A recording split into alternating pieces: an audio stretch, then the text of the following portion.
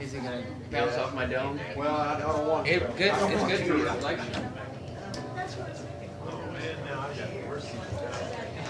I was just looking for an escape route.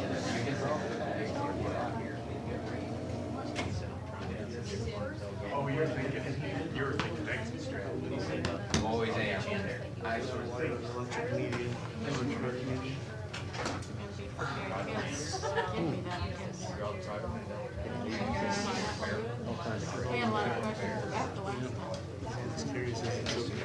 Just I am so. Oh, my God. Yeah, I can see it anywhere. Best tools here. Make sure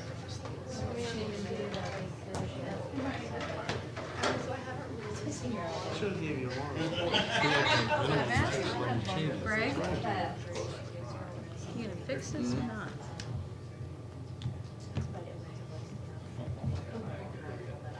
You gonna fix this or not? One of these years. Whenever I get You want Matt to go there? If you log in. Yep. there is a that one. Control F. She just went off. He's got There you go. a third cell injection. I've got a 12. It was what's There's always a little screen thing, you know what I'm saying? And you can there hit do. yeah, I told her that. Used to be the prosecution, yeah, they named it to the emergency response. Yeah, I got a copy. Anyway, the doctor or something. What's up, boss? I don't know. You tell me. Yeah, we're at What do you think? Not much. 64 today. Huh? Excuse me, sorry. I know. 5 o'clock. I got Didn't you do that the other day? I did on Monday. Yeah. And got a 5 today and 5 tomorrow. And I got to work on Saturday.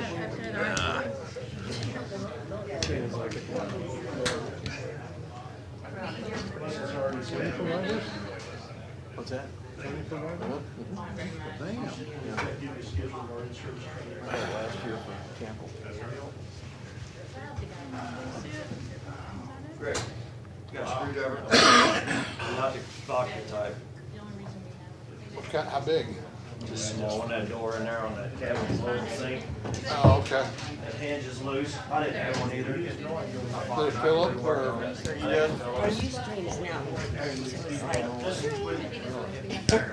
So, all right. Lady follow us and try to figure it out.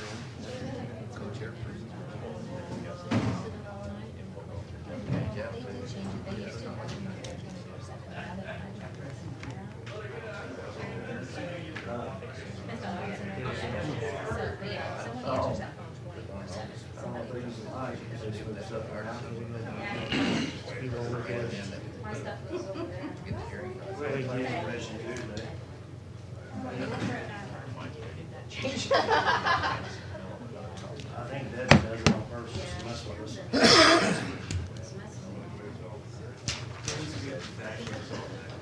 That's where Michelle sits. Michelle sits on that. I don't think she usually moves that. She does.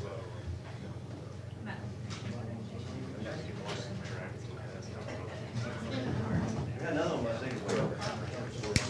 That's what happened to freeze. If you're not right back, it's not to hear it, it goes. The time I missed it.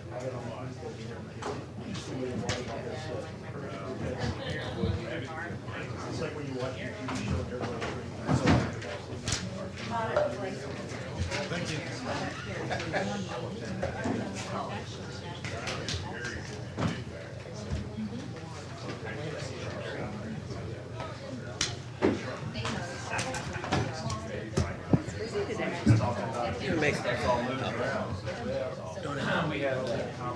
You have copies of that, so we're on the same page.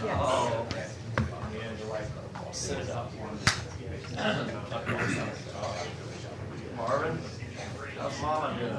Oh, good. Oh, I know this is. Pretty neat. Yeah, I'm on this one. Like I say, you know, you can get overloaded or. I'm not too proud. I was trying to see if they had anything. I really never saw anything on injection.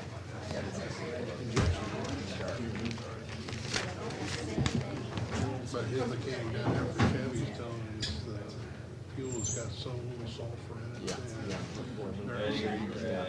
and They're not lubricating the valves.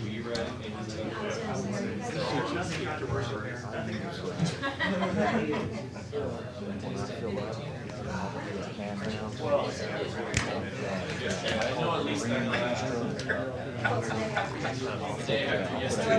That's the best time. After yesterday, that works perfect for me.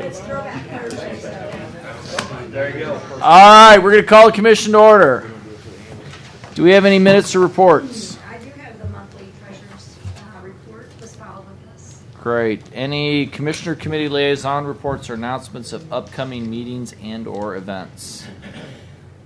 I have a meeting tomorrow with the chamber, and we're going to meet with the architect on the Lafayette Street enhancements. Hopefully we'll have something to circulate next week. Meet with Arcturus or? Yes. Arcturus, MoDOT, and Randy's helping to be the facilitator. Just Randy or? I assume Bob Gilbert will be there, but I assume that's it. I don't know anybody else. And I don't know who's coming from Arcturus except for Russ. They may bring somebody else down. Also, we have a reception here tomorrow for anyone who's available and can attend from, is it 10 to 11? 10 to 11:30 to meet the new city administrator. So please, if you can stop by, department heads, elected officials, anybody else who'd like to, please feel free to stop by and introduce yourself to the new city administrator. And also tomorrow's radio. Yeah, who's doing that? I can do it if y'all want. That's fine. Yep. Unless Jeff wants to talk. I don't like to talk. There'd be lots of good stuff to talk about. Anything else? Seeing none. Next item on the agenda, unfinished business, facilities master plan. Well, we gave several individuals a tour of the old jail and the sheriff's house yesterday, just so that they could be more informed of what we're trying to accomplish. And so, anyway, lots of good input, and allowing people to know what we're dealing with. So, We also received a letter from the courts. It was signed by Judge Beadham. You guys get copies of it? Yeah. I did, yeah. Okay. Discussing the need for a courtroom and the issues. So, I'd still like to have the judges come over so that we can ask questions, and so they need to coordinate so that we can all get together. well, we kind of gave him short notice on this one. I understand. But before April if we're 15th going or- to try to find a date, we probably need to reach out. Where's John at? Other guy. Sure. We need to find out when they can be available and be up here. And I guess if we have to adjust the agenda. That's fine. Because 9 a.m. is traditionally when they get going with their That's court fine. stuff. We can meet at 4 or 8:30 or 8. I mean, we can make adjustments. So if you could find some dates when We'll find Judge- some dates and times. 7, Early morning or late afternoon. 6:30, 6. yeah. preferably. Mark likes mornings. I don't care. I'm used to them now. I hate them. Preferably, before, if this month if possible, if not, very early April, because we're hoping to make some decisions mid-April. And we also asked Carrie to take a look at some issues, and I think Carrie, Michael, you guys are going to give us a little report or feedback or something. I'm not sure Put what. it up on the wall. I've got a 11 by 17 for you guys. Anything else can look on the wall.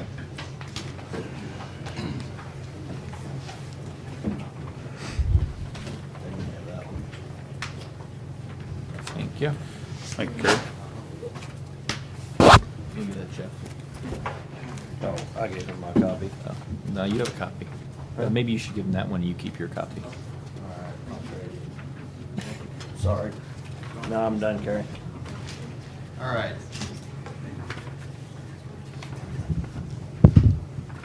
Chris, I'm glad you said you got to tour some people through it. It's a lot of us born and raised here have never been in there to start focusing on it, but here's a photograph. Well, I'd hope that a lot of us have never been in the jail. You need a running count. Yeah, can you pull everybody in the room? We'll refer back to this several times this morning, so I'm just going to really quickly remind you of the three phases that we had last time, because there are some similarities between.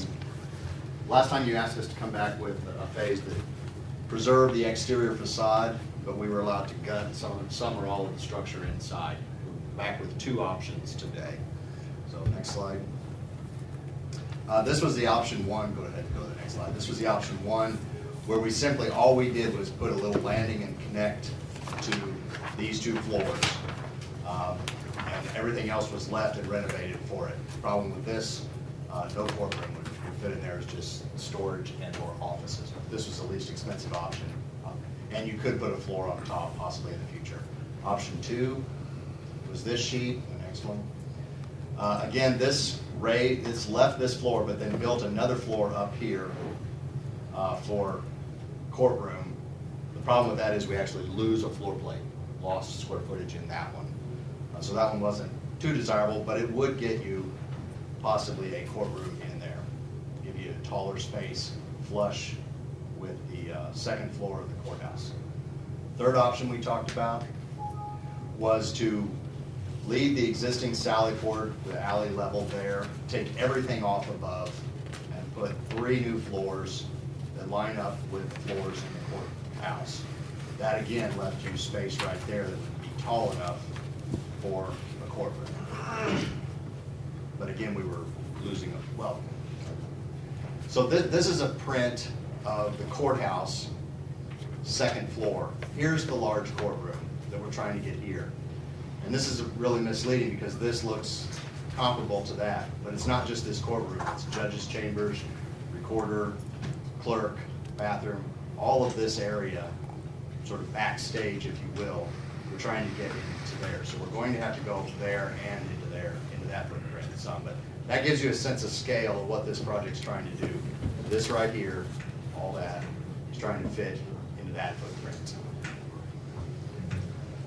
So, again, that ended last week's meeting. This is newer stuff that we've been working on the last 7 days. Photograph again next. Option 4, we'll call it, takes out that floor and puts in a new floor. The blue is new. Now you can see the floors going right through the windows. That would line up with the second floor of the courthouse. But it also guts the structure inside the building. It takes the columns out, which, this is Dave Weber, structural engineer. Makes absolutely no sense to him to take columns out with floors above, but it's extra cost to the project, but it is doable. We'll get to cost in a minute. So this again is lining up a new floor with the second floor. That space would become a courtroom. You would have some steps back down into some more courtroom support spaces, some of the offices or something like that. Next. So again, this is the section through the building. From this line to the left is courthouse. From this line to the right is jail and sheriff's residence. Next. So this is just this freehand sketch showing putting a floor in there, taking columns out. So you would still have columns up here and still have columns down here. Now we have to transfer this load to these perimeter walls. It's not pretty. It's not the most economical way to do it, but it is feasible. Okay, and that gets you courtroom space here while leaving as much structure as we can. You'd have to drop some. Does that still allow us to have a front ADA accessible entrance? Yeah. Okay. Yeah, Mark, this is hard to read. This is our own in-house diagram. These solid lines, Sallyport, interstitial, courtroom here, and courthouse. Then beyond that, the dashed lines would be your secure lobby and sheriff's office on that level. So there's, from the entrance, there would be a secure lobby and a chairlift and a little stair. That's a chairlift, that's a little stair coming to a landing and getting you on the second floor. So it won't be on the same floor. The secure sheriff's- lobby would not be on the same floor. Correct. Okay. The sheriff's residence secure lobby entrance is down on this floor. It's below the second floor of the courthouse. Next. So again, we'll leave this with you today. We've got this sheet set up, but I'll go through each one of these floor plates real quick first. This is the sally port that would stay as is. Next. This would be the second floor of the courthouse, and this would be a courtroom. So you see judiciary staff, jury, attorneys, audience. This would be the secure entrance into the sheriff's residence. Come in, go through security metal detectors, come over, go up a half a flight of stairs into the courthouse, or that's a chairlift. Okay, we can't really change the threshold of that door, so we have got to get up here. Then this is not necessarily enough room for everything of the court. You have an office here, could be divided into two for clerk and for reporter. You would have to go back down a few steps, and here's another office. So the judge could be here, or the judge could be here, and there's a bathroom. So here's your back sort of security entrance for the judicial staff. Out here is public, and then this stair would go on up another half floor to the mezzanine of this level. Okay, so this was the sort of the first step that we started seeing possibility of getting a courtroom without columns in the middle of it in the old jail. This is going on up again. This is a sort of a stepchild level. It's between floors. There'll be a half flight of stairs up here for files or storage. Would not be ADA accessible. And then the next floor up, just put something in here to show you how much would fit in there. Leaving this stair core here, which is just a convenience stair, not an egress stair. You could get 6 offices in there. If you held them off the wall, then the perimeter, you'd see the old windows and bars on the windows and that kind of thing, but there's 6 offices in there. There's an alternate plan, it's not in the roof. So again, this is the whole footprint. Now this is on the first floor, showing that courtroom and that secure and how it would work with the rest of the courthouse. This would be the first floor of the courthouse. There's the secure entrance in, chairlift and stair there. You're on this floor. There would be a court with some supporting spaces backstage here and here. Okay, so that got a larger courtroom in the building. The next one is, what if we took the roof of the old jail off? The advantage of doing that is we're not pulling columns out from columns above, okay? So if we took that roof off and built a little sloped roof on top, similar to the courthouse, pulled back from the facade, we could put a courtroom on the 3rd floor, okay? And then you would have these floors to do with what you wanted. It's hard to read, but here's your sally port level. There would still be the secure lobby. This would be a mezzanine floor of storage or offices, and you would have office, and courtroom on the top. Next. So again, we're talking about removing this. This is a roof, not a floor. What I mean by that is it doesn't have the structural capacity of a floor. It's built as a roof. So this would be completely removed. And that right there, go to the next slide. That would be your new courtroom like that. So again, your secure lobby here, come into the building. You could have some stairs up to this mezzanine, but you could have office, courtroom here. To get the height that a courtroom needs, take this roof off, put a new roof off, held back from the facade, so you see the historic facade. That would be a new roof pulled back. Okay, but now you see you're on you're on level. You would have 2 floors here that retain those 2 floors in the jail, and they would have a stair here. So depending on how far you want to go with ADA accessibility, you could, I don't think there's room for an elevator, but you could put a chairlift in here to help with some of this. But certainly your courtroom will be on grade. Okay, next. Here's the full sheet. I'll go through each floor plate real quick.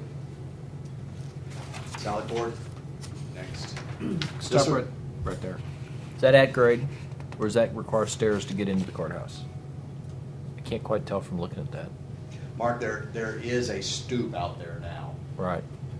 No, I'm talking about from here to get into here. You have to take those stairs to get up to here? Yes. Yeah. Okay. Right there. I can't tell because there's no line right there that shows. But Okay. there was a chairlift also, right? Yeah, and you could do that in this one too, but yes, it's 6 steps up. Okay. Ish. Okay, so again, this one, since the courthouse would go on the top floor, that frees this up for a little more room as far as a lobby, reception area, metal detector, roped off, come through. There could be a control desk here, they could have a back door. If you know anything about the jail, you know there's an interior working stair. If we preserved that and made that the secure entrance for judiciary staff, the public wouldn't use it, but that would be the way that judges would circulate through the building, sort of backstage, if you will. So that's left there. Judicial staff could come in this door, they could come in below from the salad door, wherever they want, but once they could come in, the front door or the side door. Once they got into that, that's private. Only, that would be a controlled stairway going up and down. But the advantage is that thing is there. It's not pretty, but it is there. If you've ever been to the old jail. And then out on the floor again, you could have, this shows you 6 offices, a little bit of storage, but this is all public domain out here. That would be backstage. Next. And then the next floor up, this is an alternate plan you could fit in that square footage. Remember, this is 1,850 square feet. This is 600 square feet. So you could put 4 offices in and 4 workstations and some windows and a wall, things like that. But this would be that next level up within the existing jail. That floor is obviously there. And again, people circulating back behind the scenes or backstage to the courtroom would be using that stair. It's out of sight as well. You can put a door into it wherever you want, but it would be for the convenience of staff. Next. Again, one more of those floor plates. This is using the plates that are in the building. Just repeating. Next. And then this would be the courtroom on top. So again, you see the bench, jury, some ramps to make ADA accessibility, a ramp here, the public, backstage. Now this is still part of that secure area. It'd be the offices, a restroom, and access to that stair to go down to any other level of the courthouse and surface that you wanted to. What's next? Next. So again, this is the advantage of this plan. This is option 5. Is it's on the same level as the current large courtroom. Sure looks like it's not as large as the large.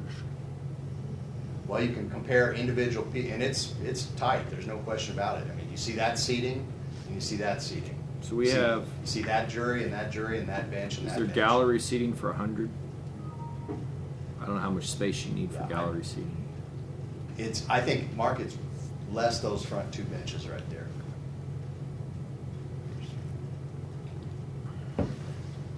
And I can get the seat count for you, but it's. Well, I was just curious. And we received a letter from the court, about what they need. How many seats do they have? They need a minimum of 100 in the gallery. I just have to check that. They need Is this 100?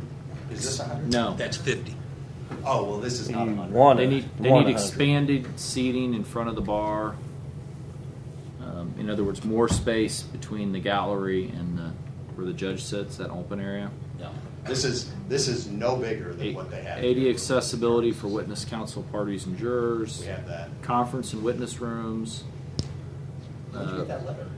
Today. Oh. Here's a copy. I was going to give you. I made a copy for you, Carrie, so you can have one. Well, we don't need that. Sorry. The goal of this, which is again how we left the last meeting, this is trying to match that as close as possible. And every piece of this is in there. Now, is the recorder's or the clerk's Right. office the same size over here? Absolutely not. No, I don't worry about that as And much. here's As, the judge's chamber. It's not as big. but if you pick the courtroom up, stuck it on top of the other courtroom, you have at least the same amount of space. Yeah. I mean, you can just I all the can't tell, pieces but- and parts are there. I'm talking about space, though. No, no way. That courtroom. This look at this. No, This I'm is not talking right about here. all the offices and everything. I'm just talking about the Just the courtroom versus No. compared to the courtroom. No, we don't have that much Okay, seating. that's This what I is- was- if this is 50. That is not 100. Okay. Well, no, I understand, It's not 50 though. but it's probably. not 50 either. Or is it? I don't think it's 50. Okay, so I look at this court. I consider that the courtroom. Okay, the existing big courtroom. See what I'm talking about? Where I'm kind of outlining that square rectangle. How does that space compare to that space? That one says it's 1,150 square feet. How big is the existing courtroom? Very close. Is it? Yeah, Okay. it's like 1,000 to 1,100. The difference is that you don't see that. That's not as big as that. But see that? Is as big as that. See that? Is as big as that. So it's extremely close. But if we're trying to improve this courtroom, no. Okay. Absolutely not. It's all we can do to equal that courtroom, and we'll be lucky. Okay. Thank you. So, Carrie, I got a couple questions.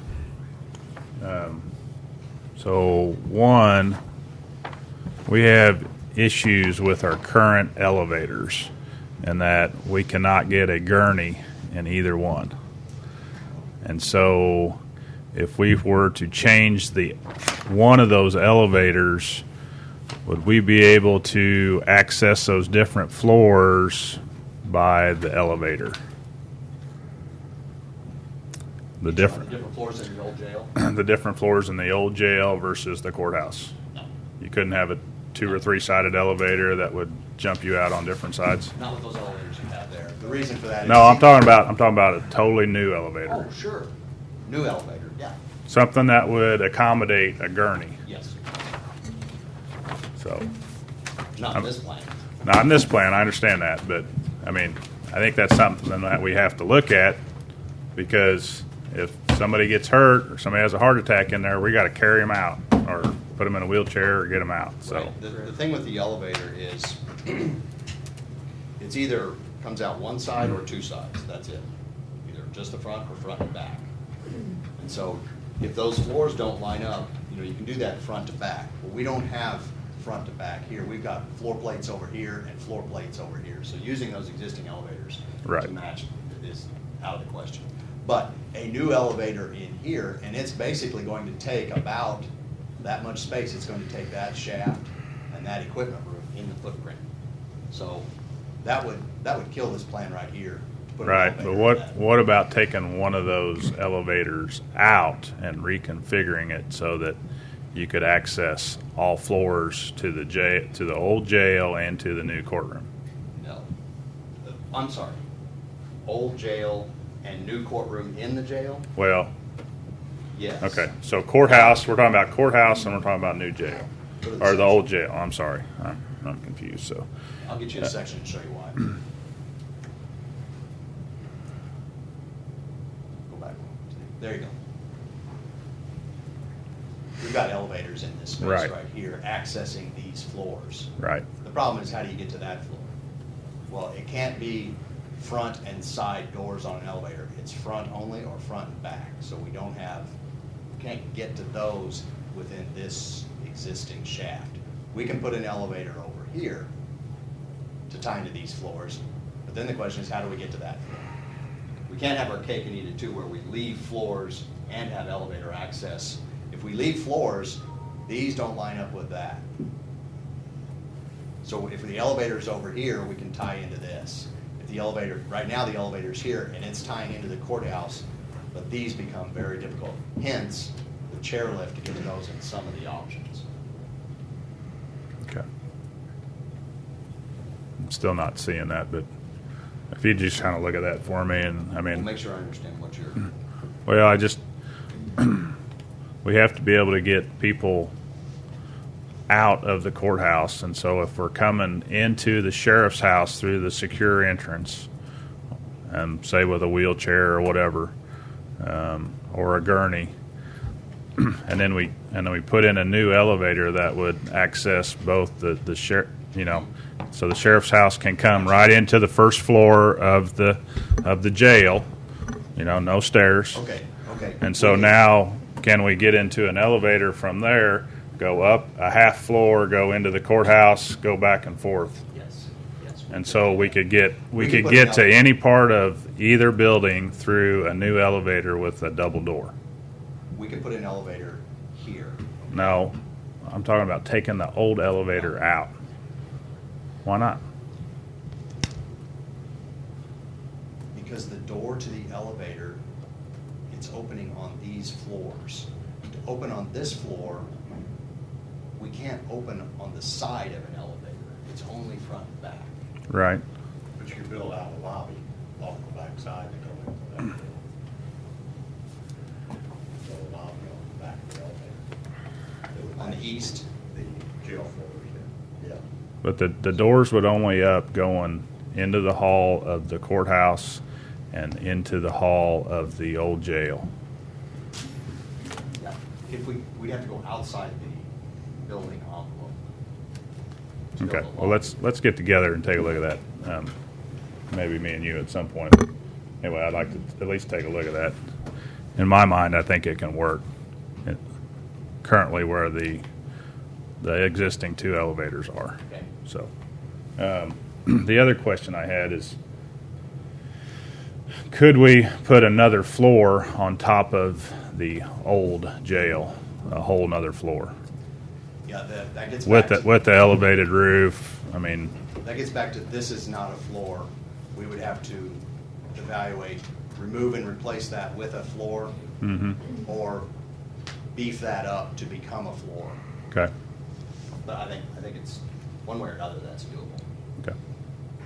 So we could put another floor on top of it, and maybe make the fourth floor another courtroom, similar to the third floor with the raised ceiling or whatever. Yes. Okay. That's all I got. Jeff? I do have some comparative costs between them. You want to see that? That's on the last page. Yeah, put them up. Again, we're extremely preliminary, and all I have is, our handwritten notes here. I love it. Perfect. But here's options 1 through 5, okay? And here are the different plates that we're talking about, floor plates.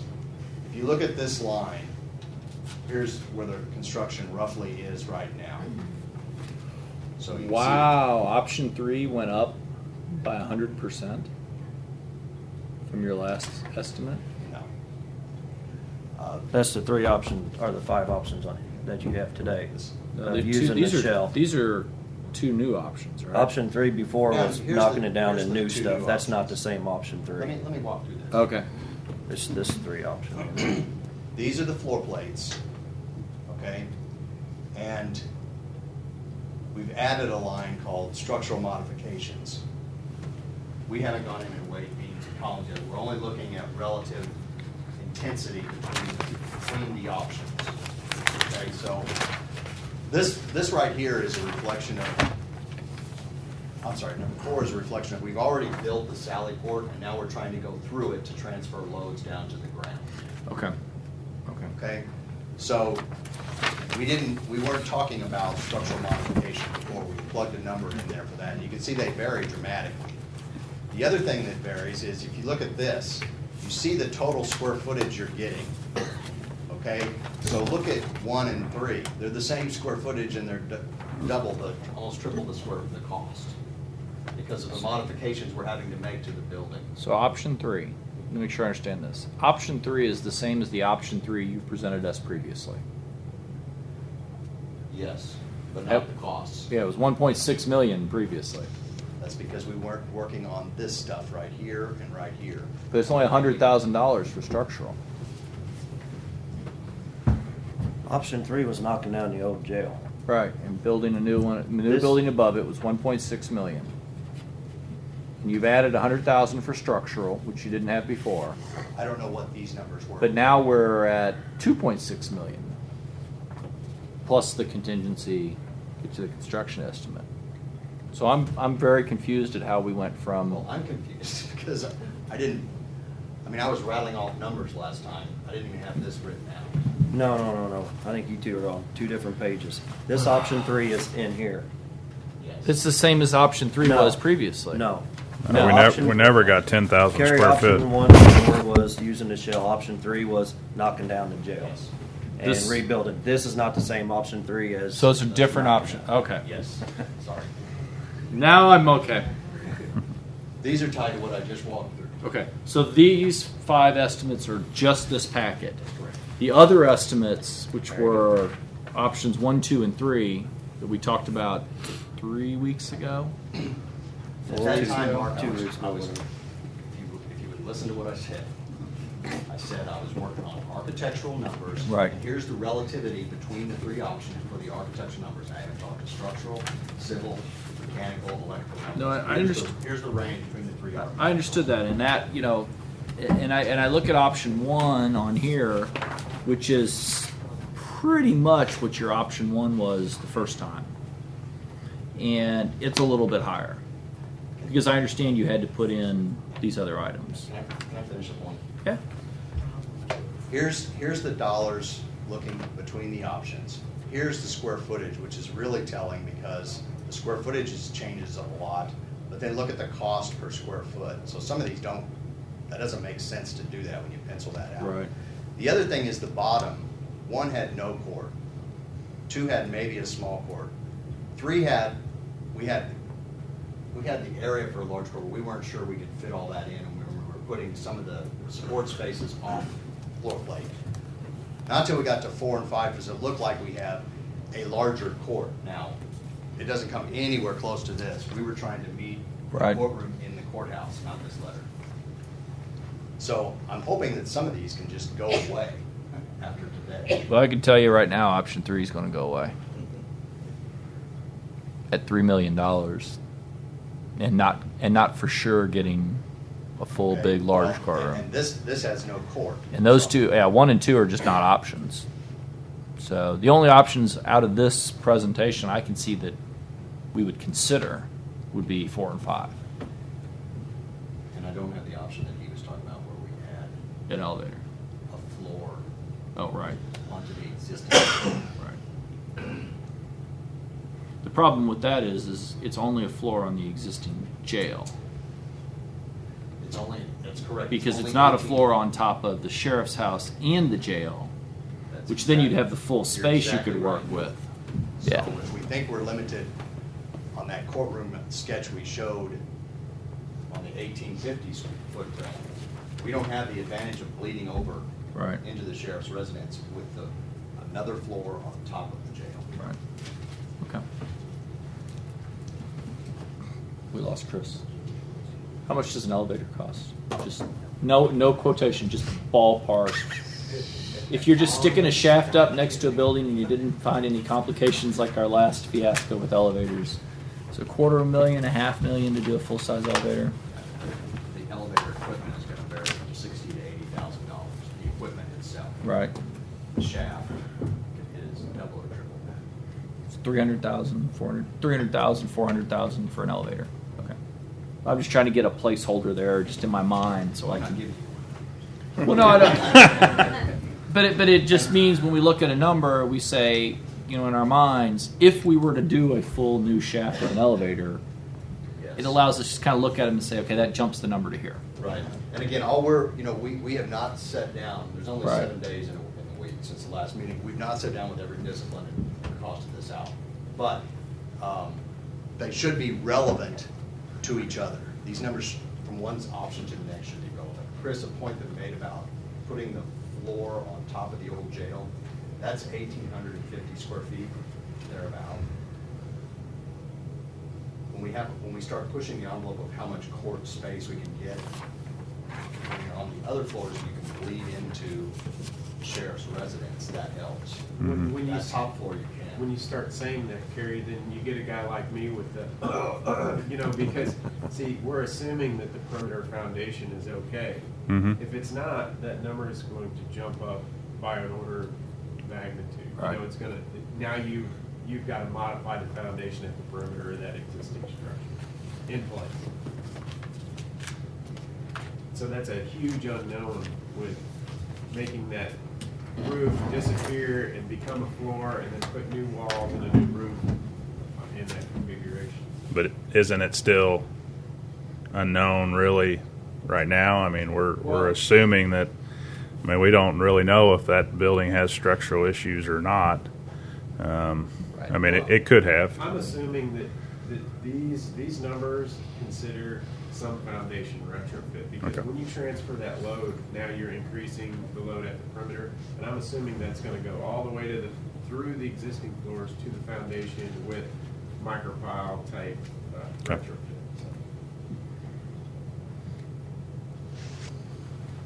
Also, sometimes Sorry, go ahead. if you remove part of the building and go back, we would be going back with steel, so we would be trying to lighten up Mm-hmm. the new construction to compensate for not the Sure. unknowns of the footings. Okay. Well, that's why option 5 is so much less, because basically we're taking a very heavy roof, lightening it, transferring that to the perimeter, and the presumption is we're not really gonna increase the load on the perimeter then, that's why and it's so easily accessible with the crane. That's why that one's 3 times cheaper.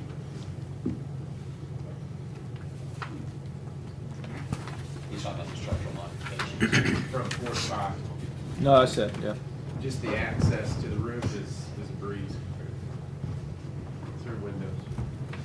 And if we take down both buildings and we go with just a brand new structure, then you're doing steel, and you do have a much lighter load, right?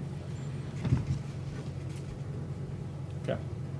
And if we do that, I would need to take into account this letter with. And this is not gospel. I understand, but it's a goal. But, you know, my only point was the last time the goal was to look at Right. the other one. I mean, I will tell you that, and I don't want to speak for the judges because I cannot, and I'm not even sure John can speak for the judges, but the existing big courtroom on the 3rd floor is not sufficient in size. It works, but just barely. If we're going to actually invest large sums of money to fix something, having a little more courtroom space would be beneficial. The office space, you know, That won't 150 square foot office is great. I mean, we have offices up there that are much larger on the 3rd floor courtroom just because of the way that area was originally built. You know, the court reporter's office is what, probably 300 square feet. Yeah. It's It doesn't have to be vastly that big, unneeded. but Yeah. it is The that big. early options were trying to gain access and reuse the old jail Right. for offices and storage. Then, in the middle, we started looking at that large courtroom question mark or a small courtroom. Right. And if it was only a small courtroom, this was the last meeting, then that was unacceptable. So we're working on a larger courtroom Right. now. Okay. But not trying to be a pragmatist here, you know, if you're talking about twice the courtroom space, none of these options are ever gonna be feasible. Right. We understand that.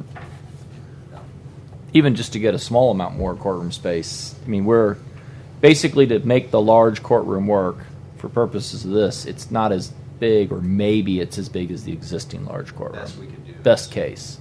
Okay. Good stuff. Thank you very much. So, what do you guys want to do for next steps? Obviously, you want to talk to Carrie about your idea. Yeah. Good. I mean, I think it Warn really. us when you're going to do that. Sorry about that. I mean, if we have to have 100 people, I mean, I think that throws a whole wrench in the whole thing. And I agree, getting the judges up here Is would that, be beneficial. You know, and I'm just throwing this out there, and I don't really understand, and maybe John, you can help me understand, but we need to have a public gallery of 100. Is that? That's just what the letter says. I think that's. I mean, is that just so people can observe? And the commentary is it's to expedite jury selection when they have to the big When they have to juries. pick a jury? Yeah. Do you have to do that over there? Can you do that somewhere else? I think the current Nowhere large enough courtroom is where? 1,500 square feet, I think. It We're not talking holds- about in this building. Can't go We're to talking, jail though. No, but we're just talking about Jury selecting a selection. jury. Yeah, you couldn't go to jury selection. Yeah, the current courtroom has a gallery of 50 with 14 in the jury. So we hold 64. We can put another 10 Can you do seats it in there. somewhere off-site, though? Does it have to be in the courthouse to pick a jury? The issue is. Well, you'd have security and The defendant has to be sitting there too, Jeff. I mean, they gotta be sitting in the same place. It doesn't have to be in the courthouse. Well, we agree with that. It's not so much for us, but for the marshals, you're gonna create a huge security problem by doing off-site unless it's in a secure facility. Which creates its own set of problems. Right. So what we're looking at in the courtroom, just to show you what we've got now, that one there holds 64, counting the jury box. So what we have at any given time there is that we select from a pick of 80. So we trim it down to 64. We trim it down to 74 if we put seats in there, and sit it that way. What the judges are thinking is we need one that holds even more than the 50. So the size of that courtroom, we need to look at something a little bigger as far as the footprint goes. And from my experiences up there, I don't know that that's a huge issue. I will say, however, my experiences up there, from the bar, from the gallery forward, the big courtroom is not adequate. Well, even That's where the biggest space issue I see when I go up in either in court or when I observe court is in front of the bar, where the attorneys sit, where the court reporter, the witness, the clerk, and the jury are, which is in front of the bar. It's not big. That space is dramatically inadequate. Yeah. Particularly when you go to the new computer screens, electronic filing system. I mean, that's the space. I'd be honest, the gallery side, 50 gallery is fine. You need double the space in front of the bar, not behind the bar, in my opinion. But one of the things with the gallery is, take Judge Beadham's law day the other day. We had all the seats, all the benches in the hallway completely full, everybody full in the courtroom itself. There was probably 90 people there. Hey, John, the letter says y'all have 6 criminal law days and 2 large juvenile dockets each month. Why can't we have more criminal law days each month? Why can't you have 7, 8, 15, 20? Days for jury trials. Huh? You have to save weeks for juries. jury trials take a whole week frequently. That's a different courtroom. Plus civil. But it's a judge. It's the judge's courtroom. That's where that's where he holds court. So if you have a jury trial going, and We you're got all using the 4 big judges court, being used? you have the jury trial going in the big courtroom. Okay. You can't do a criminal law day effectively anywhere else because none of the other courtrooms are big enough to do a criminal law day. Don't put as many criminals in there that day. Have more criminal law days and spread them out. If you want to go meet with the judges and work on scheduling their That's what dockets, we're here. I'm more than happy to let you do that one. Because I'd rather have them explain that to you. We've had to meet with a whole bunch of people over this stuff, and I don't care if the judges come in here and plead their case. I'm not disagreeing that y'all need it, but I need to be able to justify it. Because if I'm going to say tear down the jail, I got a whole bunch of people to answer to about it, and there's a whole bunch of public outcry about it, and it can't be ignored. So that's what I'm trying to address here. So I'm going to pin y'all down on some of this, John, and it's nothing personal against the judges or you. So no, that's fine. So one of the things that I'd like to explore too is that large courtroom has very high ceilings. Is there a possibility to put some type of loft in there off that 4th floor? Or the existing. Well, retrofitting. Yes, retrofitting the existing, or if we Come were through to that do window that overlooks it. Yes, if we were to do something in the old jail, maybe we don't have adequate, but maybe we can put another level of seating up above. 4th floor offices were for to begin with. There was just a small prosecuting attorney's office, but the rest of it was a gallery. so I don't know if that would be something that you would want to fit back. But You got offices on the south perimeter and the east perimeter of that area.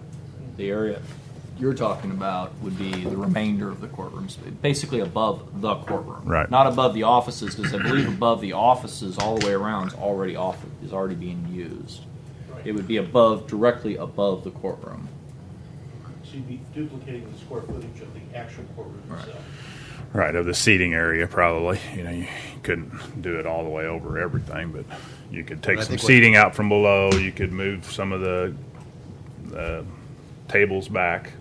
Oh, I see what you're saying. Yeah. Actually add that into the courtroom. Yes. To go back to the way it used to be where there was a gallery. Yes. Well, the gallery was outside the current courtroom footprint, and it's been, the old gallery's been filled in with offices. Right. We'd have to What take Chris all is those offices out. You could take those out and reinstate the old gallery, or what Chris is saying, I think, is put another level over the seating area, stack seating areas on top of each other. That would be coming within the footprint of the courtroom itself. Oh, I see what you're saying. Okay. But it would give you more seating for what the judges had said. Now, yeah, that's a retrofit. It's a whole other project, but we are looking at long-range planning, and all these things need to come into play. We need to look at this as a whole, not as just one project and another project. We need to look at it all together. So that's at least my opinion. So anyway, good stuff. The as far as making the courtroom bigger, a new courtroom bigger on that size, I don't see it happening even in the footprint that we have there. And so then if we get back to the historic restoration or preservation, I don't see any way to save the shell. You could possibly save the front, the sheriff's residence, and the front facade of the jail. But then what I'm hearing here, I'm just telling you what I'm envisioning before we sketch it, is to meet that or make the courtroom bigger, we would be going farther east. Okay? You could leave the residence, have that the secure lobby, leave the facade, but going east would above the Sally Port would be new, and it would be going over some of this parking lot. Does that make sense? Yeah. Is that possible to free span that and still leave parking underneath at the? It's not cheap. Good limited amount of funds. I mean, we do have to. Any option that goes over, in my mind, $2 or $2.5 million is not an option. I mean, we can't spend. We just don't have. We can sketch that out, but it's. I'd be I surprised had if somebody it send me an email and saying, why not just use the Baptist building? And it creates all the external security issues, etc. Or you move all the courts over there, which now we go way past the $3 million cost. So we have to have options that address the immediate issues with the funds we have and give us some flexibility for the future. We don't have enough money to do a global, comprehensive 30-year fix. But I think we need to, whatever we do, we need to have it in our heads that maybe this is phase 1, and then there's a phase 2 and a phase 3. But that way, when we're gone, somebody else isn't back here trying to do something different. So there's no question that the constraints you talk about in the front of the gallery of the large historic courtroom, if that's tight, anything we've drawn here has not improved that a lick. In fact, it shrinks it. It looks like on all of them. That's where that's where you actually get some of your space. We were counting inches to try to just to try to match it. Okay. Well, where we're gonna go now, gentlemen? We need to get the judges' schedule set up. If you could work on that, John, and get us a couple of dates where they're available. I guess, Chris, my point, Chris, even if we worked out the elevator issue, which I'm sure we can, we sat here and scratched it long enough, that doesn't address the point of what the court needs and the footprint of that building. Sure. Well, I would like. What I suggest. One thing we should do is, with respect to some of these options, we start boiling some of these out of the pot. There's no purpose in continuing to have Carrie and Michael and their firm Mhm. work on things it's just not an option to pursue.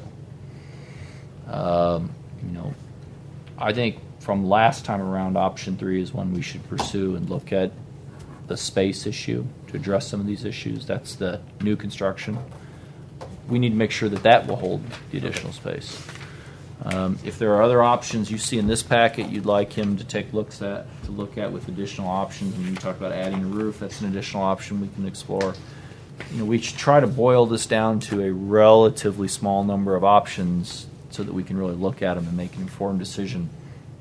We just keep adding more options without taking some off the table. It just makes it more confusing. Chris, when you talked about adding another floor to the jail footprint itself, that wasn't necessarily for courtroom, I don't.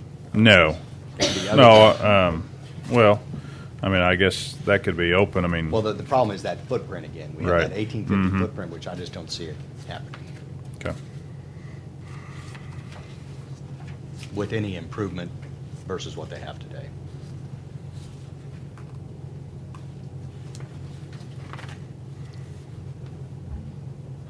Yeah, I just need to take a look at it a little bit We further. could potentially but- put the courtroom down in one of the others, one of those options. If you, Still add uh, the floor to get you the square footage for other county purposes.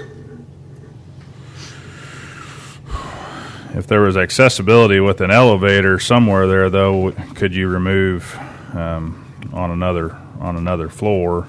I mean, and made the whole space a courtroom without any offices or whatnot. I think you would gain a little bit, but I don't know that you're going to gain 100. I mean, you're not going to get to 100, I don't think. Right. So,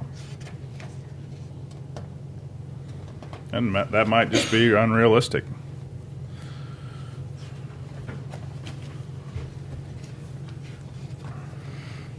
So, John's going to get us dates for the judges.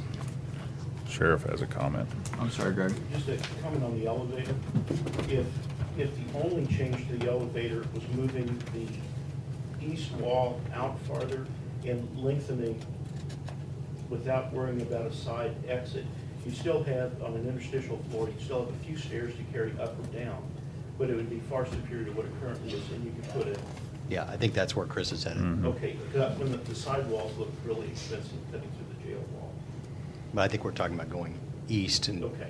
and making it I a was two-sided asking for that, elevator. I apologize. Mm-hmm. So, Okay. when's our next meeting? We have a meeting next week, and then I'm out a week. But if you guys Next want meeting's the 18th. It doesn't leave us a lot of time for a comeback. We can do a standalone meeting for that, so everybody doesn't have to watch sausage get made. you guys can have a meeting on it while I'm gone, and I can watch it on. I think it's one that Stream you're, it. I think you're necessary. So That's fine. How about April Fool's Day? Somehow fitting. Is that the same thing as Valentine's Day? Only for you, Jeff. Only for you is it the same. As long as it's plural. No, there's an apostrophe in there, and it's before the S. I own that day. Oh, good. Hey, I have that day completely open. I'm happy. That's fine by me. Just tell me when to be here. April 1st, 9 a.m. standalone. You two are going to talk. I'd like you to take a look at the option 3 from last time, the new construction, to see if we can address most, if not all, of these issues in that. What else do you guys have for Carrie or Michael that you'd like them to bring back on April 1st? If we're going to add a courtroom, we need to make sure we know what the judges are needing, what the courts need. Ideally, if you they wanna- could be here then. Yeah. So I can pick on them too, not just you, John. I'll see if I can't what get was Judge April Moore 1st? here a little sooner. It's a Tuesday. Or if that Monday before then, John, and like I said, early mornings, late afternoons, we can accommodate them. So 24th, the 20th. before the first, The so it'd be 31st. 31st. Okay. I mean, we could also do it. We could start early on the 1st. We could start at 8 a.m. on the Yep. 1st. And just go early. That works Fine. too. All right. 7 works good for me. I can make it work if I have to. We have to figure out how to open the building and everything now. All right. Anything else on this item? Going once, going twice. Gone. Thank you, Next Carrie. item on the agenda. Thanks, Carrie. Appreciate Thank it, you, Michael. Thank you all for coming in. All right. Next item on the agenda is review of underwriter and resolution for the refunding. Where did Debbie go? There she is. So, I'll trade you. Thank you. I need more freaking space. I guess technically we would have to approve the underwriter first. So we went out on competitive bids with the underwriter. You guys should have got a copy of this. Yeah, you emailed that You guys to get us, a didn't copy you? of this. Went out for competitive bids on underwriter. We received 5 bids. They had different costs and spreads. The lowest and best interest rate, which is the bidding, that's how you do it, appears to be Stiefel Nicholas, and that's the recommendation. They're also willing to do some priority work to make sure local folks can buy the bonds first out of the gate. Okay. That's the recommendation from our financial advisor, Joy. She's standing by phone. If we have questions, we can dial her in. We had a meeting, did the ratings report on Tuesday with Moody's, which went, I think, very well. So at this point, what we need to do, the first step is just to make a decision as to who the underwriter will be, whether we accept Stiefel Nicholas or we want to debate or discuss it. Is that their local office, or do you know? I mean, I don't know if they do that locally or. Well, they will offer it out of their local office. That's that. And they will also do local advertising saying that they're going to allow a priority period where, so if you show up at the Jeff City office, or if you're from Jeff City and you call, I guess if you have a broker in St. Louis, you will get priority over everybody else. And then after that window closes, if you call, you're in the pool with anybody else who wants to buy it. So. I'm okay with moving forward with Stiefel Nicholas. Jeff? Was that a motion or? Yes, I'm fine. If you're okay, okay. Yeah. I entertain a motion to approve the resolution selecting Stiefel Nicholas as the underwriter. So moved. Second. A motion second. Call roll, please. Yes. Yes.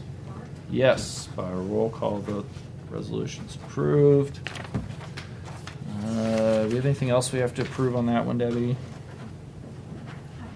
No, just award it. We did that. We did that.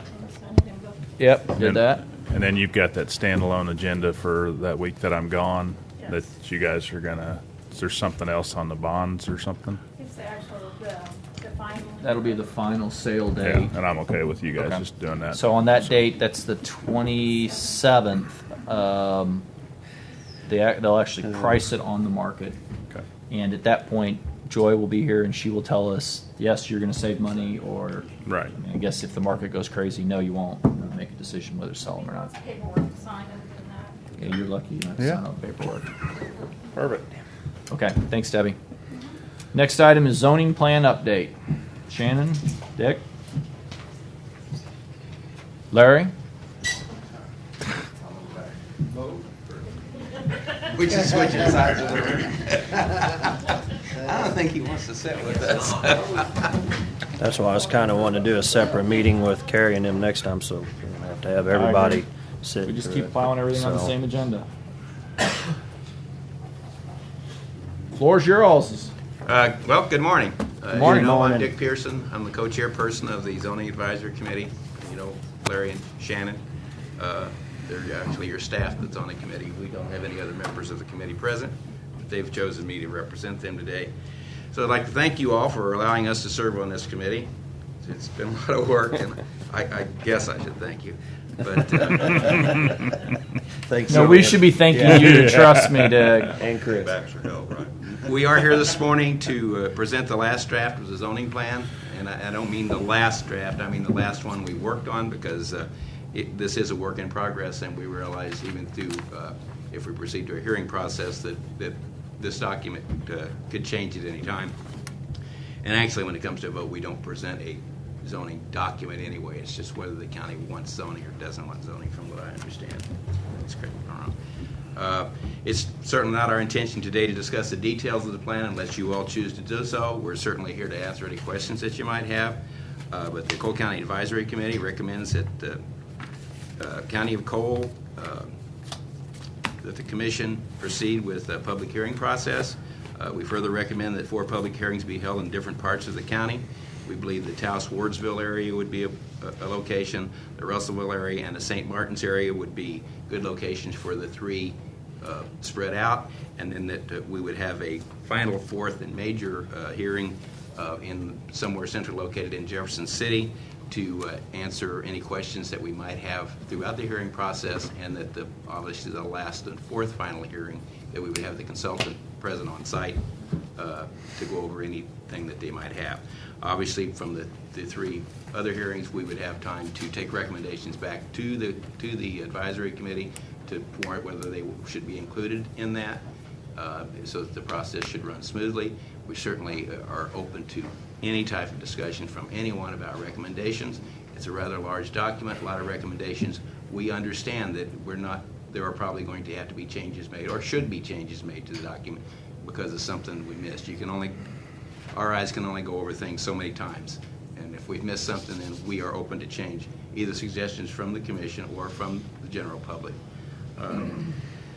Obviously, we would want your all's interaction in that as much as possible in the hearing process. And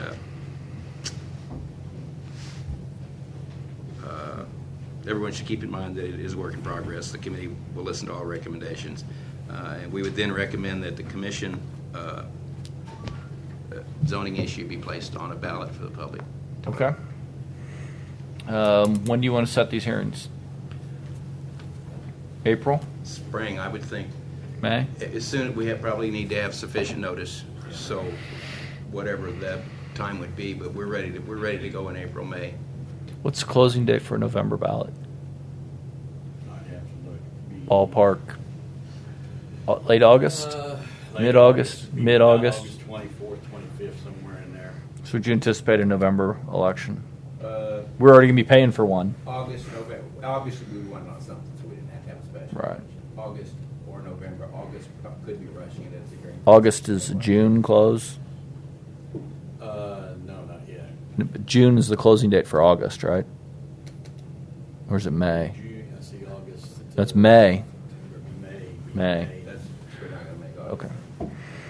So if we could have hearings, public hearings in April or early May, that would give you all time to make final changes if needed and still be able to hit a late August date. I'm okay with that. Right.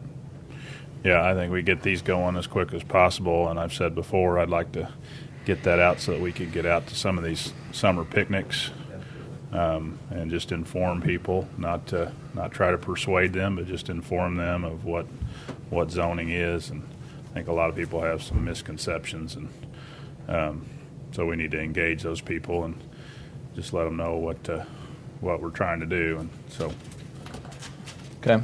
So what do you need from us? Go. So do we have to have a motion to? I don't think to do set public anything, or hearings, just- we don't.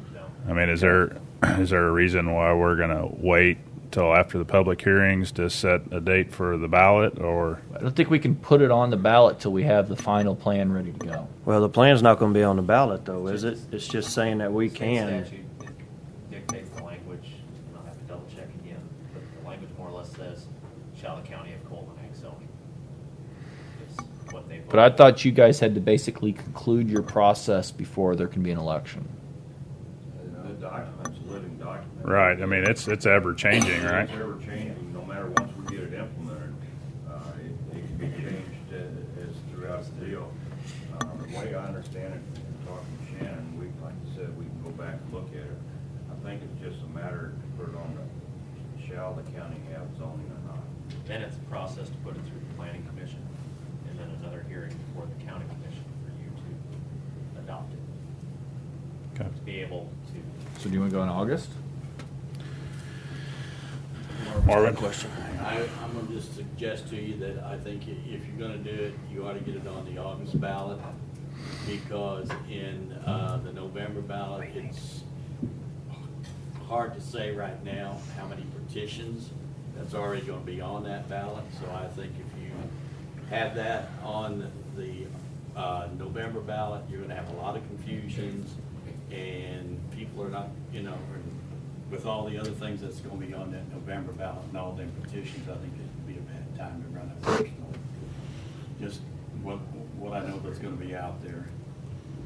I mean, I'm okay with doing it in August. I think fine with people that. are going to be, it'll get more people out to vote. And anyway, that gives us all summer to hit some of these picnics and just have something in front of these people to just inform them on what it is. We're just working on your behalf. So. Well, let's go back. Let's take this up next. If we're going to try to put it on the ballot, we need to have an answer as to whether we actually can put it on the ballot without them going through the process. And we're all kind of shooting off the cuff a little bit here. We ought to have an answer to that question. We could have Jill or someone take a look at it and do some research and see what we need. And actually come back with ballot language. Right.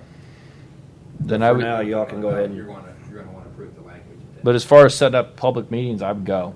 I mean, there's no reason to hesitate on that, regardless of whether we look at August or November. Okay. Let's try to set dates that we can at least get the community leaders from St. Martin's and Centertown and all those, so that all those people can attend as well. So. And in addition to these hearings, we're willing to go wherever. Mhm. Especially civic clubs, specialty clubs. We've already started that process about 6 months or so. I mean, two groups already that are involved heavily in this process is the HBA and the Realtors Association. They've been involved. Yeah, Brian's here from the Board of Realtors. You got anything you want to add about it, or any recommendations or preferences? Echo what Dick just said, is that they've been working with us tremendously. We had our national bloggers that kind of review things for all the realtor groups, look it over, and we made some suggestions, and they took a lot of them. And at this point, we're be comfortable to help with promotion and let people know that it's the right one. We still have chickens in Westview Heights. Oh, good gosh. Between chickens and dogs. When are we going to get him on the agenda? Let's put this We're talking back about something next. different, We have sorry. a meeting on the 18th.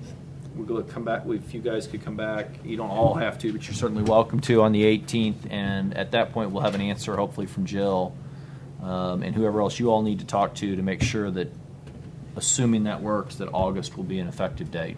Okay. If not, We'll probably have hearing dates at least set by then. that'd be perfect. Or at least tentative. I'd like to go on record thanking the committee.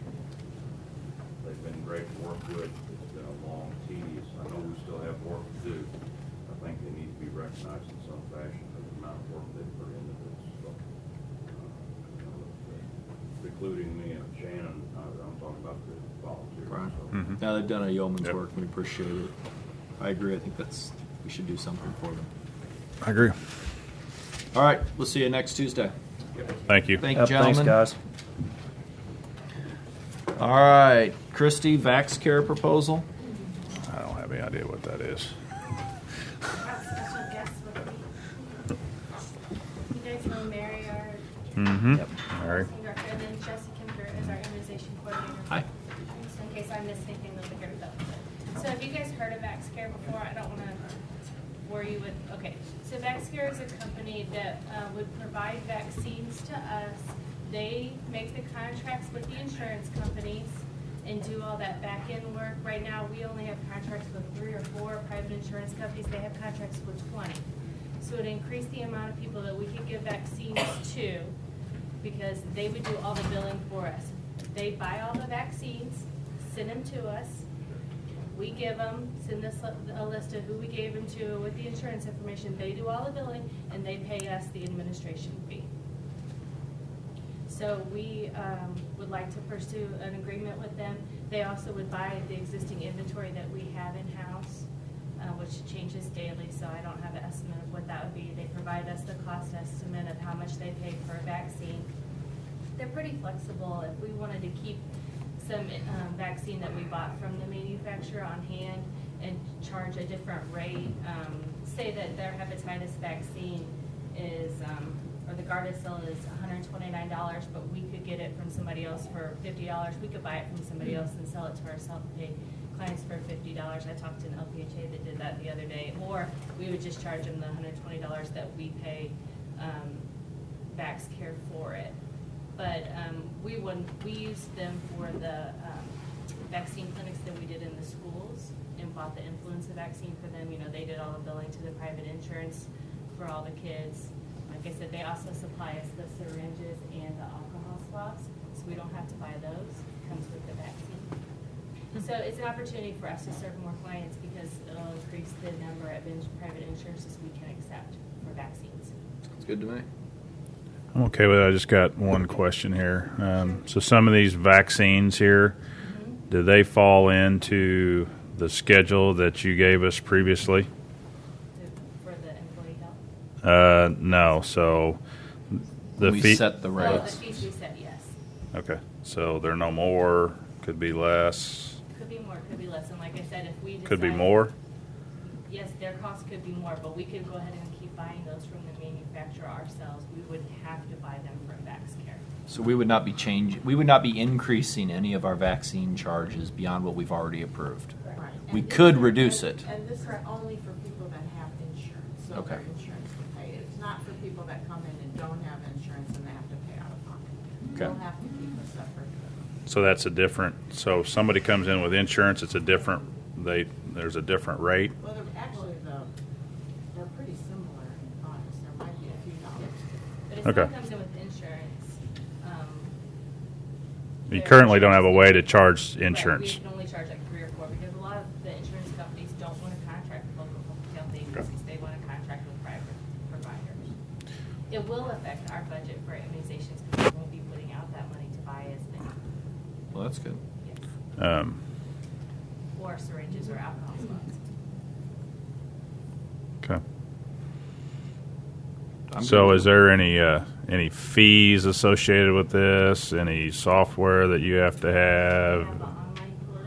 Okay. So it's just access to the internet. So We that don't pay them anything. so they collect the money and they just return us a fee. I'm good. Jeff? Good. What do you need from us? We just wanted to inform you that we're going to do this to let you know that it was going to affect the amount of money we're spending out. I assume you have to sign a contract? It's kind of an agreement, but it also says if you don't like this at any point, you can quit. So But if it's an agreement, then you need to get on the agenda to approve the agreement. Or if you have a copy of it, we can vote it. Yeah, I don't have a copy because it says online program sign up. Okay. So If it's an obligation for us, we have to approve it as a contract. We're stuck with we'll that. bring it Yeah. back. Okay. Thank you. But go for it. And if you need to get it on Tuesday's agenda, that's fine. We can do it that quickly. I won't be calling Maryland, but That's okay. They can bring it up. Yeah, just get it to Jill, and I don't know that you even have to be here. Okay. So.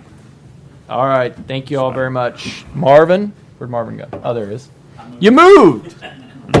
Liquor license ordinance discussion. Yes. What I'd like to do or discuss with you is I think we need to have some kind of a liquor license ordinance because of the bars and stuff right now. In the past, that we only maybe had one or so, that didn't pay their liquor license bill. And then Betty usually takes care of that. She'll make 2 or 3 phone calls to them, and then if she can't get it, then she comes to me, and then I make the phone call. And then if they don't want to pay me, then I send my good buddy over there to city to see them. And really, we can't do anything.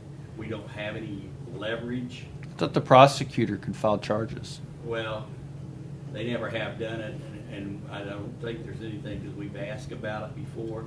And I think we need to do something as far if they don't pay within 30 days. I think we need to fine them, and I think they're up to at least the total what their total license are. If they don't pay within 90 days, I think we ought to fine them $300 what the license cost them. Because we had nothing or no way to actually pay them, and right now we've had 3 or 4 that we're really working with, and These are outside of Jeff City. no, they're inside Jeff City. So they have to pay a city liquor license fee too? They have to pay. They have to have a state. They have to have a city. And they have to have a county liquor license. And is our fee set And by it law? Seems like ours is always the last one that they want to pay. Is ours set by law? Yes, we can charge It's there, it's in the statute. Well, I mean, it says you have to charge X dollar amounts, or it says you can charge up to X dollar. I don't think it even tells us what we charge $300 plus a $3 fee. I don't think there's anything that says what we can do and what we can't do. I've never seen it. I looked the other day and I just found out where the federal's license, that they can even fine them for not paying their liquor license. What's the license for? I mean, if they've got one in the city, they got one in the state, it just seems like we're gigging them the third time. But I don't know why we're just pounding them for money. That's what do they get for having the license? What service do we offer? As far as I know, They get a piece of paper. They get a piece. They get a of paper. checkbox on their. They get a piece of paper and they get it signed by us that they got a license, and that's. I don't know where it came into effect and how many years. I mean, it's different if we're inspecting them and stuff, because if you got a building permit, then you have the inspectors come out and I believe and it's state stuff. statute, they have to pay county, city, and state. Okay, Well, make you it a don't have dollar to, then. It's allowed. All this is regulated by Chapter 311, which is the liquor control chapter. And there is a statute, well, I mean, aside from all the state licenses that chapter deals with, there's a statute that says that municipalities can require liquor licenses, and also counties. Our statute does not give us the authority to create a fine. But if they don't get if we do require a license and they don't get a license, it's a violation of Chapter 311, which is a misdemeanor, and I think it's $50 to $1,000 fine. But the prosecutor has to prosecute that. Yes. We have. I mean, I wouldn't anticipate we could enforce it anyway, even if we had a fine. So there's already a provision for a fine, Marvin. Well, have you talked to Mark about going after anybody? For a while, because usually we've been basically kind of trying to take care of it ourselves without getting involved with the prosecutor. Because I always tell them if they don't come and pay, I'm going to send the sheriff and he's going to write them a summons. Well, I'm still struggling. I'm just still struggling with why we are making them have a license if the state's requiring them to have a license. It makes the circle. You got the state, you got the city, and you got the county. What are we doing though to have that license? I mean, do we go in and inspect it? It's a tax. It's a tax. It's a tax. Let's just be honest. It's a tax. It's $300 a year Yes. that And we then give them a piece of paper saying they It depends on can. it's liquor by the drink, and it's also by the package. Some of them have to have at least 2 licenses. There's different fees for different licenses that you carry. That's just the biggest one. But then they're going to actually bring in revenue, and we'll get taxes from that. So we're going to tax them on top of being taxed. Oh yeah. I don't understand why. It's American way, buddy. What's our business license? Business licenses are $25. So- Person's license are $25. So we charge everybody $25, but if you want to sell liquor, you got to pay an extra $300 on top of it. That's crazy. Yeah, we should charge everybody an extra $300 just to do it. I mean, that's crazy. Why are we singling them out? Because we can. That's what I'm. There you go. I've been ridiculous. It's been that way ever since I've been here. But it just gets to the point now, and I think the economy is starting to show that we're having more and more trouble collecting our liquor license. John? Usually when you just have a business license, there's other services in the county that aren't really utilized all that much. Usually on a liquor license or on a bar or something, there are a lot of services that have to go under there, i.e. law enforcement because of bar fights, stuff like that. So I think there's a reason on why they make it that high, and I'm not for or against it. I'm just saying we may need to have a separate discussion on that before we just. My suggestion would be to. How many? Well, I That's mean, the question I was going to ask too. We got everybody else is paying it except 3 or 4. It sounds like so. Yeah. That's part of the cost of doing business, and they've been doing it for a long time. So, it sounds to me like people don't pay their bill in 30 days, I'd have John go over there and pick them up and throw them in the clink. Wish we could do that, but we can't.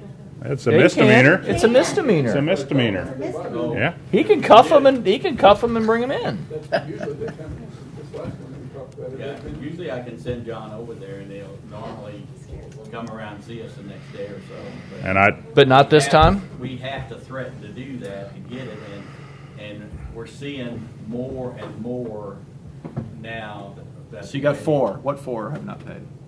That lately? Well, I assume right now there are 4 that haven't paid. I think that's what you said. Well, we've got them to pay, but I don't, has Mason's ever come in? Masons said they were, and then they said they were gonna close and then reopen. And they were running a business without the license, and then they closed again. And Mortimer. We never got. Kegley's going out of business is as the of one next that's week. doing the same thing.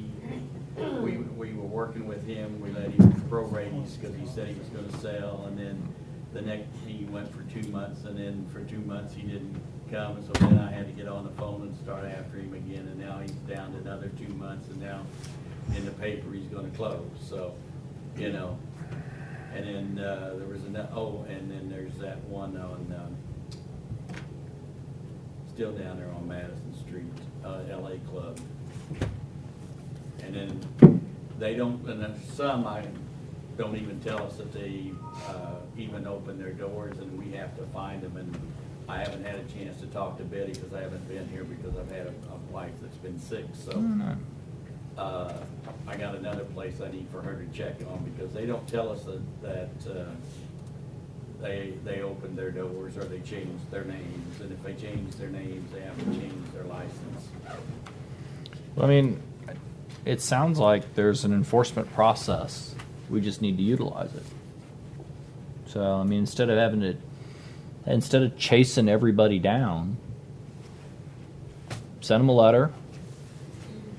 We can put an ad in the paper just saying, don't forget you got to pay it. But after that, if they're delinquent, send John after them. 2 or 3, no offense intended, 2 or 3 people come into jail, and I think the whole bar community will know real quick that that's an important one to pay. There may be other bills you can push off. That's not one of them. Well, I mean, I would say that if it gets to that point, we revoke their license and send a letter to the state that says, I mean, I would think that everybody would revoke their license. They've got their own. Well, yeah, but if they're revoked, if their liquor license is revoked in the county that they're serving, wouldn't the state pull their license too? Probably so. Well, no. Liquor control won't do anything. First of all, liquor control's been gutted. I mean, they won't do anything. So if the liquor control doesn't do that much anymore. But they cannot operate a business without. They cannot sell packaged liquor in Cole County without the license. So what you can do is they have a state license, though, and that's all they care about. they cannot sell, as a matter of statute, since we have the license. They cannot sell packaged liquor. Correct? Right. So you can arrest them, misdemeanor, or you can shut them down because they can't operate in violation of law. And I would assume if they did, we'd go arrest them again. Yeah. And the second offense would probably be more than a misdemeanor. Right? No, because there's just one penalty statute, 311. So you just hit them with the second charge of it, and a third charge of it, Yeah. and a fourth charge of Well, it's a fine. It's not jail time. It's a fine. it. Okay. Okay. I don't know if there's anything we can do, Marvin, Okay, well, just want to find out and make sure because. except talk about it publicly and let people know. You know, I mean, I think the light of day is often the best way to get people to do things. And if people know out there that there's a business that's operating illegally, they don't know about it publicly. I just have a problem with somebody down the street that's paid all their liquor license and the other guy down the street's operating itself. I agree. Doesn't pay, so. Who set the fee? Right. When was it set? Pardon? Who set the fee? When was it set? Like 50 years ago? Is this? I have no idea. I have no idea. I mean, I know it's part of doing business, the cost of doing business, but I also think we need to be business friendly. I agree. And if we're triple dipping on this, it's a $300 fee. Somebody down the road's paying it, doing everything right. The guy next door is not, and we can't really do anything to him. Then, well, we can do something to him. I thought we just said we can't. No, we can. Can arrest them.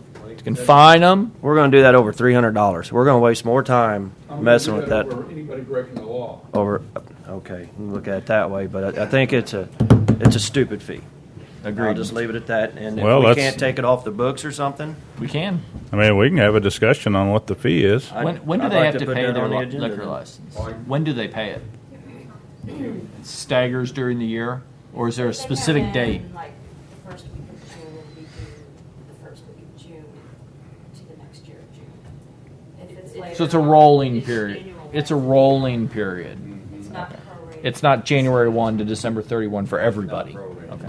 I mean, I'm more concerned about the ones that are outside of city limits. Possibly, they're not, paying a city license fee. But if you're paying a city license fee, then You guys get us some data on how many establishments it is, just so that we could take a look at all the numbers and what maybe other counties are charging for their county liquor license.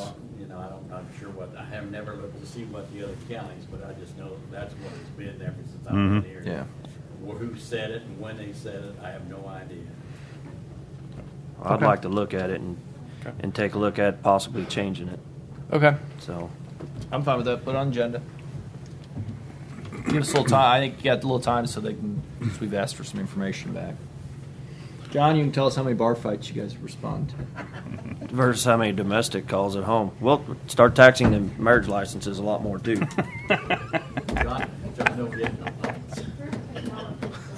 All right, next item on the agenda, Pringer Center computer purchase. Hey, Michael.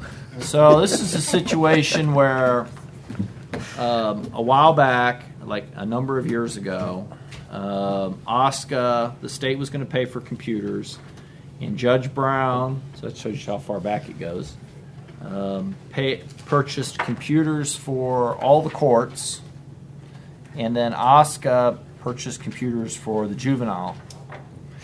We've now reached a point where those computers are all effectively useless now because of software changes, etc. And OSCA is again coming in to replace all the computers, but they will only replace all the computers in the courts. They will not replace the computers at the juvenile center. So the issue that's here is those computers stop working on April 1. They have never been in Dale's rotation, so we haven't been upgrading them like we have every other computer that the county owns. So it's now time to, sadly, unfortunately, expend the money to upgrade these computers. It's about $21,000, and that includes juvenile computers. It also includes 4 bailiffs' computers, I believe. Is that right? 4 bailiffs' computers. So I know we wanted to bring it up for an agenda. That's my understanding of the situation we're at. And I think you had questions, Well, Chris? yeah, because, and just looking at this is different than what I had seen before, but there was actually replacing computers in Pringer itself, but there was actually replacing computers in the courts. And that's not on this document, but somewhere we were replacing a whole lot more computers than just what was at Pringer. So what they're doing is this. What you probably saw earlier was the sheets that included Pringer and also included the courts, but the state's paying for all the courts. We're not paying for any of the court ones. The only ones we're paying for are the 4. It was all included in the total. Shouldn't be. The total's the 4 computers for the marshals, and then the 26. Is it 22? 22 for general court and 4 for marshals, which brings us all together to 26. There you go. But there is 4 more. What are the 4 more?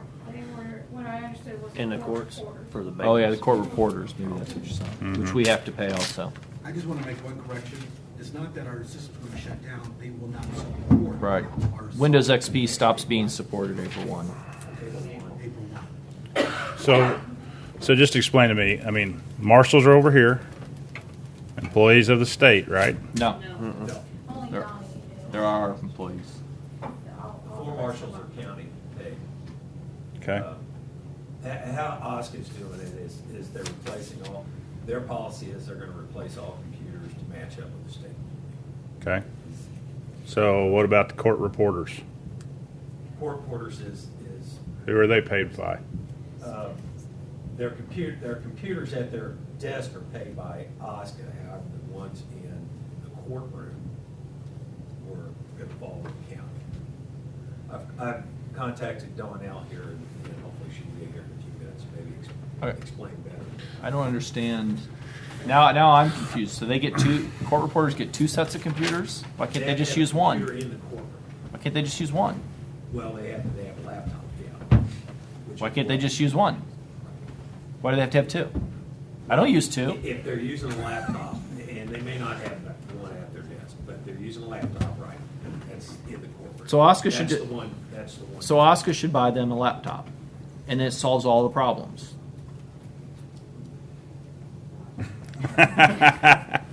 That's the only problem that I have is, look, I mean, I'm okay with buying computers for juvenile. I don't have any. And the marshals, because they are our That's fine. employees. And the marshals, too. So those are off the table. Those are fine. Court reporters, I have a problem with.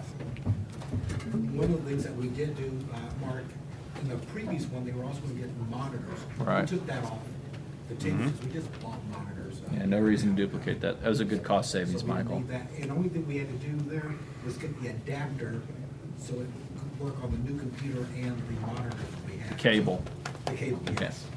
I mean, if we need to wait on Donnell for a few minutes, we can go to something else. Okay. But we've addressed the juvenile and we've addressed the marshals.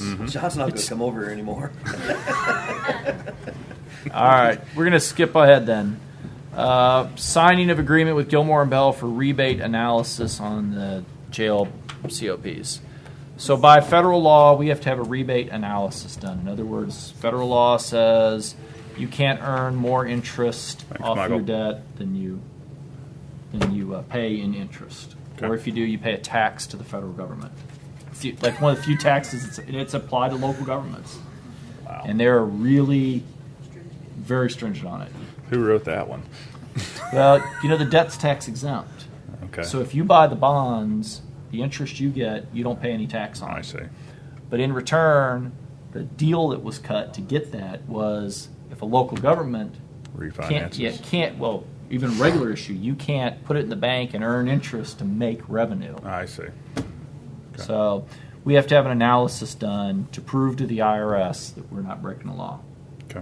And that costs $4,000. Is that something we have to do yearly, or? Do it one time, and then on the next one when we refinance, we'll have to do it again. So just any time we refinance? You have to do it within 90 days of doing a deal, and then you have to do it again the next year. But And we you're done. we hope to save enough money that Right. the 4,000 will be pretty Well, we're negligent. hoping to save about $120,000 a year. Right. So I entertain a motion to approve an agreement with Gilmore and Bell to do our rebate analysis. Second. A motion second. Twice. Jeff made the motion. Chris made the second. I think you got it last time. Yeah, so. that's fine. Call roll, please. Yes. Yes. How come I'm last? Yes. By roll call vote, that's approved. Signing of agreement with C&C Group for Law Enforcement Center. Well, I swear we did this last year, but we can't find it, and this is maintenance, and Greg, maybe you can tell what this maintenance is. I had them come over, give us two costs, one to do complete system and one to just get the high stuff, the high maintenance stuff. Do complete system is about $9,000 roughly. Do just the computer work and some of the software stuff, got them down to around $3,400, I think. $3,465. And I took that to Mr. Wheeler last year, and from where that went, we know we had it in the budgets, and we talked about it. We presented it at the budget. Nobody knows where the contract went. So I'm asking you to re-sign that contract. What's the It's the maintenance on? HVAC system over there. The air conditioning system. It's the controls. Controls. Controls for the system. Okay. I entertain a motion to approve the agreement. So moved. Second. Call roll, please. Yes. Yes. Yes. Thanks. By roll call vote, that approvement's agreed. First reading of budget adjustment number 4. It's just $140,087.62, first reading, and it is for the law enforcement capital improvement sales tax that you guys approved on the vehicles. The lease. Set it over for 10 days. We'll take it back up for approval. Employee health policy discussion. Christie? John. Me? This is a joint operation of the health department and the sheriff's department. And EMS. Oh, and EMS, Mike, yeah. So this kind of all started when a few sheriff's deputies showed up downstairs wanting their Hep B shots. And for free. And so we called over. I talked to Debbie because I knew previously, before I got there, that county health department provided flu shots for all county employees. But I didn't know if we were authorized to give county employees other shots at no cost. And Debbie says, no, we're not. We just did flu shots this year. So then it kind of precipitated a conversation between Sheriff White, John wasn't available that day, and Mike Schertz, where we talked about what vaccination should employees have, who should be giving them, who should be keeping track to make sure they get them, when they should have them, etc. And that's the draft policy we sent to you. Now, right now, we can't bill UMR. We don't have a contract with them. But with VaxCare, we will. we can't bill our own insurance company. You gotta love that, huh? Yeah. So we will be able to give the vaccines to employees and bill it to insurance. But, right now, everybody in the health department has an annual TB test. Jesse makes sure that we're up to date on our vaccines. You have to do the same, don't you, Mike? We will. Right now. This is in a global perspective, this is preventative maintenance. It defines the process, who gets them, as she said, who tracks them from a global perspective, from the folks that are going to be on the tip of the spear that could have exposure and so on and so forth. It's a preventative system for vaccination. And some of it's establishing a baseline, the Hep C antibodies and the HIV test and the TB test. If someone comes in and starts working for us and we don't know what their status is, and then, they try to say it was on the job Right. exposure, we can say, well, no, you were already HIV positive when you started here, whatever. It's not 100% conclusive, but it does give us a baseline on employees. This is only going to be for the designated employees, Which positionally designated, Right, not individually designated. It's Right, I say each job classification will be evaluated by the department head or the elected official, which I didn't think about it. Debbie said that we probably want to consider some of the employees that work over at the juvenile center. Well, we used to get tetanus shots and stuff too, especially during the war. Right. I'd say Public Works might be. I mean, we're gonna. I think the policy makes sense, but we're gonna start opening the floodgates. I mean, we already do the free flu vaccination, This right? is going to be billed to our insurance, right?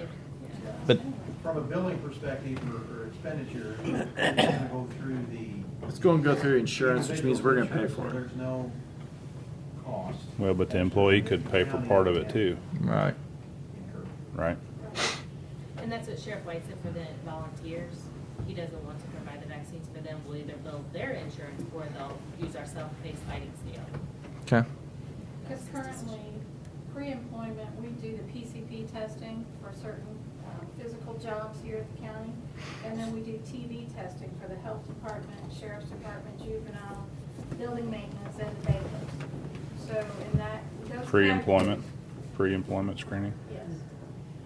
But then we don't follow them after that. I mean, somebody could be employed here 20 years and never get another TB test. So this is good that way. They keep all the data, they keep the screening of it. So you'll be the repository for all that. But like at the health department, we do the TB test annually, and it wasn't, for me, it wasn't pre-employment. They did it my first day. They gave me a TB test, a flu shot, and then the other day they realized I did have Hep A, so I got that too. And don't stand still over there. Hey Jeff, why don't you go over there for a little bit? Oh, they get me too. Yeah. They tricked me into it. They say free shots. I'm like, cool. It wasn't what I thought. You can have the mist, you don't have to get a shot. So as far as the cost that you would Y'all did bill the these shot on insurance, purpose. so we would know be it self-insurance, what we're looking at, and how often these are given. I don't know. Yeah, I have a schedule for. This is just for people that have to have it, though, right? Because you're not going to have people lining up to go get, hey, I can get a free Hep A shot. Well, and like at the sheriff's office, that's why I put something about job classification, because the ladies that work in the office, they're not going to be exposed to, the things that the jailers would, because they're the ones cleaning up or, working with it. we're getting reimbursed for it, and they're either gonna have to go somewhere else, or they can have the convenience of If they using go our to their health center. private physician, their insurance is gonna be I- billed for it. Anyway, this way we just keep track of it all. I'm fine Like I with say, it. this just defines the process. I'm fine with it. Yeah, that's what I don't understand. I want the to way- try. I mean, I'd like to. I think that who gets these the positions that these shots are entailed for, we should probably come to us to approve at some point. Only because I think it could get. We don't want to see it become a perk. And I don't mean that in a bad sense, but you use the example of a clerk versus a jailer. The next thing you know, everybody who's in the sheriff's office is going to say, "Well, I want that too." Well, and And you may not be able to justify it for everyone in the sheriff's office. My So. question is, and maybe this is something Sheriff White's already talked to you about, because I don't know, but being in the military, I got all kinds of damn shots. I have no idea what they inoculate me for, but I know hepatitis was one of them, so I might not necessarily need one. Can't you get a blood test and they'll verify if the... Yes. Yeah, they can do a titer. And we also, part of it is screening. So if you could bring Okay. the record or tell us what you had, that'd be great. But they can do some testing to see what you need. That may alleviate a lot of your... And we put that in the screening. Yeah. I didn't see a policy. I don't know anything about it. I think this is something Greg worked on. You're out of the loop, John. I think before we make this policy, we need to look through this. I mean, I'm good with the concept of it. I mean, but I'd like for you to get with juvenile and maybe define this a little bit more as to who is this specifically for. Maybe, Jill, have you looked at it, or I'd like for Jill to look at it and just. I think you need to talk to juvenile about what they may have to have. I think you may need to talk to Larry, which probably is only tetanus, would be my guess at your place. They did something during the flood. It was by TDAP. But if we could just kind of reach out and find out. I mean, most departments this isn't going to be an issue. It's really departments that have a high risk of a certain type of thing. And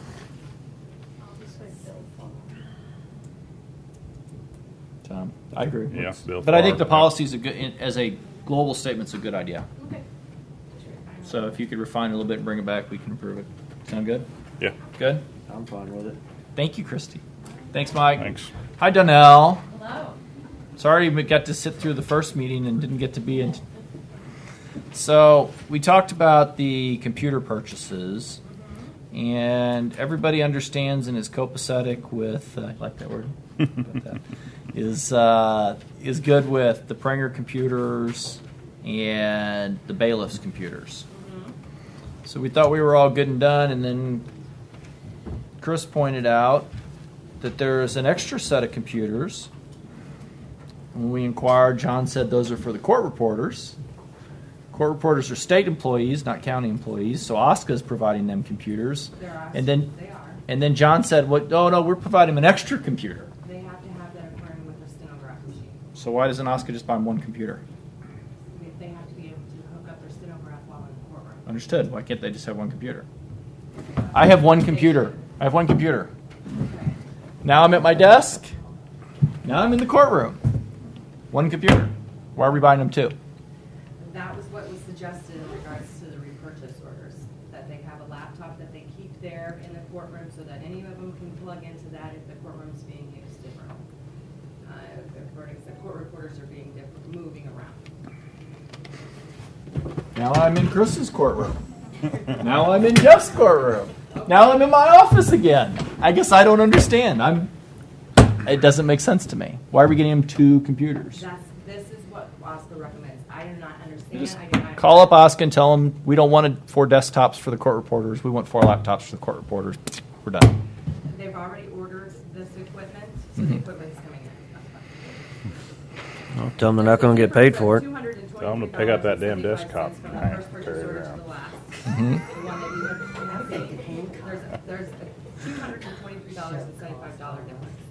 75-cent difference between the purchase order that you agreed to the purchase order that was signed. That includes the additional laptops, but it also cut back on other costs other places. That Right. were- Michael said we didn't need new computer screens. Not only that, but we are recycling some of the computers from my office that's being replaced by the state in judges' bench. So like, I've got 8 of them that we've already replaced, and we need an additional 3 more computers for the judges' bench so that they can utilize e-filing while on the bench. But we're going to take the ones that the states are providing us that we've already replaced and putting them on the bench.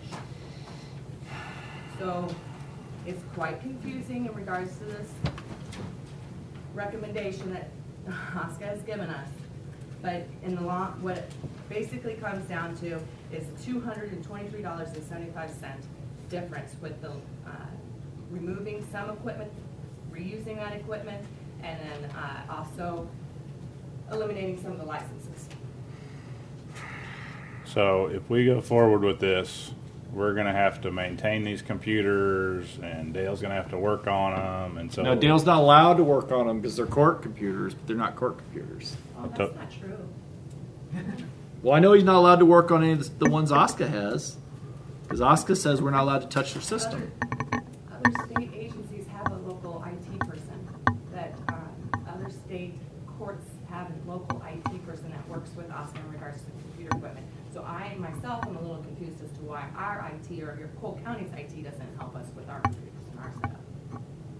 Because we were told when OSCA came in with the wiring, we were not allowed to work on OSCA's systems, period. Well, the wiring I can And we were told the understand. computers are OSCA's systems. So if they've changed their policy, hey, I don't have any problem with that. They were really adamant about it. Mary Lou came in here and told us how the cabbage was eaten. We were point blank said Dale can't touch anything. So we went, okay, Dale can't touch anything. And that all came with the phone system and switching to a phone system that talks to the computer. That's before both of your all's respective times. So anyway, I guess to my point, if we pay the money for the computer, not our problem anymore. What's our computer? It's going to get a county property tag on it. But it's going to have OSCA stuff on it, right? Well, it still has to be tracked as an asset of the county. It has to be compatible with the GIS system. But if that, okay. So let me phrase this a different way. That computer goes haywire, we can't touch it because it's got OSCA stuff on it, but it's our property. I don't think that's necessarily true. Can you confirm that? Okay. I'm fine with just getting it done. In the future, when we all talked about it, there was no discussion about a separate set of laptops for the court reporters at that time. The discussion was juvenile and the bailiffs because they were our employees, and that OSCA was paying for all the computers for all the state employees, which made sense. Made sense to all of us. So when the extra computers, This is already county-owned property that they have now. when the extra computers were added, it just was something we were not. This is a replacement cost. But it was something that we were not brought up. It was not brought up with us, and we have a replacement system that we use. And if these are going to be replaced, do we need to put these into that replacement cycle? Because we buy the computer. I mean, we buy it from the same people. It comes from the exact same company, and it's the same contract. In fact, I think if Dale calls them, it's the same price. Well, in 4 more years, you're going to have to replace any county-owned computer that the state is using, and that includes all of the benches as well, because remember, the judges only get 1 computer for a state employee. So all of the benches, equipment will need to be replaced. Just make sure the judges get laptops. Just make sure the judges get laptops. So if you want a new courtroom, you're not getting any computers. Okay. You Bring 'em with you. answer all your questions? I just kind of got an issue with stuff being bought without us okaying it first. Well, and we were okay with the ones we had to do that we knew of. Pranger and the bailiffs. Mm-hmm. It's these 4. It's not 4, it's 3. Oh, is it We 3? only have 3 court reporters. It's 4 because the juvenile office has an extra laptop, or needs a laptop too. So 1 laptop is for the juvenile office and 3 laptops for the court reporters. I'm glad Michael saved us some money by not wanting the new computer screens. Yeah. At least we come He's in. going to be using our computer screens. Donnell, the judges have done a lot of work to make sure that that sort of thing. Come to us next year for new computer screens. We're getting this sort of thing from OSCO, and, you know, we're Come catching to these us next things year here for new late. computers. It's frustrating dealing with OSCA because, and frankly, it's frustrating dealing with the state in other areas too because everything comes at the last minute. Well, And it's kind of like, this is what you'll do. And they're pretty much strong arming us, so you've got to sign this order so you can get your equipment in here, and we So- only have this amount of time to be able to get the equipment in here before our April 28th deadline. Let's just get it done. Why are we buying And them we for the learn this- recorders again? Because their operating system won't work with the computer laptops that they have now. So why don't OSCA buy them? They already did buy the workstations. They are replacing their workstations that are. They're just not doing the laptops for them. They actually are saving money to the county because the county, if they're. Why are we required to buy anything for the recorders or reporters? I haven't signed these yet. Oh. Because it's court business, which is state, right? And it's us too. Technically, the core business is the county. Right That's now, right. all of the computers that they have are county owned. The state is replacing 3 of those. So out of 6. So all the computers over there have county stickers on them? Not all of them. It varies. It's a weird. It goes back to what I was saying when Judge Brown cut the deal and bought a bunch of computers, and in return, the state bought computers out at Juvenile, and they got everything. So if OSCA wanted to, they could say, we're done buying computers over at the courthouse. County's got to buy them all. Theoretically, yes.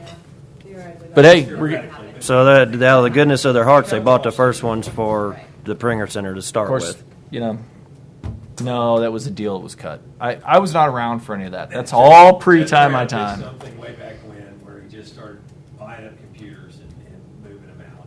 Well, essentially, they were an expense that the county would have had to And Judge Brown took care of it. and they took care of it. So now we're replacing those, but the recorders is, I don't understand that. It's kind of a mix and a match. I mean, I've got a county computer. Did you figure it'd be that much money? But if Yeah, it's gonna get. essentially, if we'd be required to buy all of them, and I don't OSCA's know- throwing I some don't in know there, what that all's going on it makes over sense there. to me. It seems like they're doing more than they need to. But Yeah, I thought we were just putting in a doorway The and courts, our courts, painting some walls. besides the judges, have never had a state-owned equipment. It's always been county. No, it's not always been county. The last set of it was county owned, and it was because of the deal that was cut by Judge Brown when he got.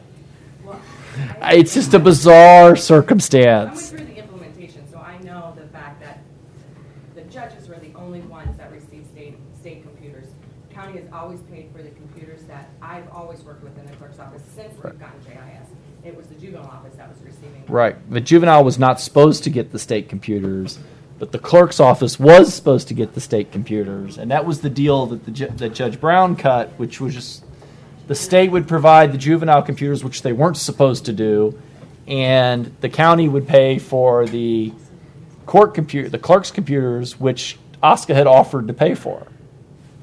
And it was because he could pull law library money or something. He could use a local fund to pay for the clerk's computers, but that same fund couldn't be used for juvenile. So if we say we're not going to pay for their computers, are y'all going to shut down? Or will OSCA go, well, hell, I guess we got to buy our own computers because the county's not going to foot the bill? Well, their computers can still run. It's just the XP won't be supported after it first, which is. Well, if their computers all just blew up just by chance, and y'all came over and said, hey, we need new computers, these just blew up, and we said, no, that's courts, that's state. So here's what We'll buy 'em. happens. Do they I will tell you what happens with that. For what days? We're in February, March. We're in March. So until the end of the year, there would be no computers in the courtroom. But then in the next budget, you would put in the item for the judicial budget that you wanted computers. If we said no to that, it would go to Judicial Finance Commission, and then we would get an order from the state saying, too bad, so sad, you have to buy computers. But that would be next year. That's what I was getting at. So So bottom eventually line we would is, have to yes, pay. we've got to pay for them. Well, it's not like we're having to foot the bill. I mean, I'm not arguing that part of it, John. I was asking just We're talking about semantics. $200 that we've now spent 20 minutes talking about $200. But I do want to make sure that we approve any purchases because this is the second one that's gone through. And I know we said, yeah, we're fine with it to start Right. with, but it did change. It changed. Then the other thing was, For $223.75. Right.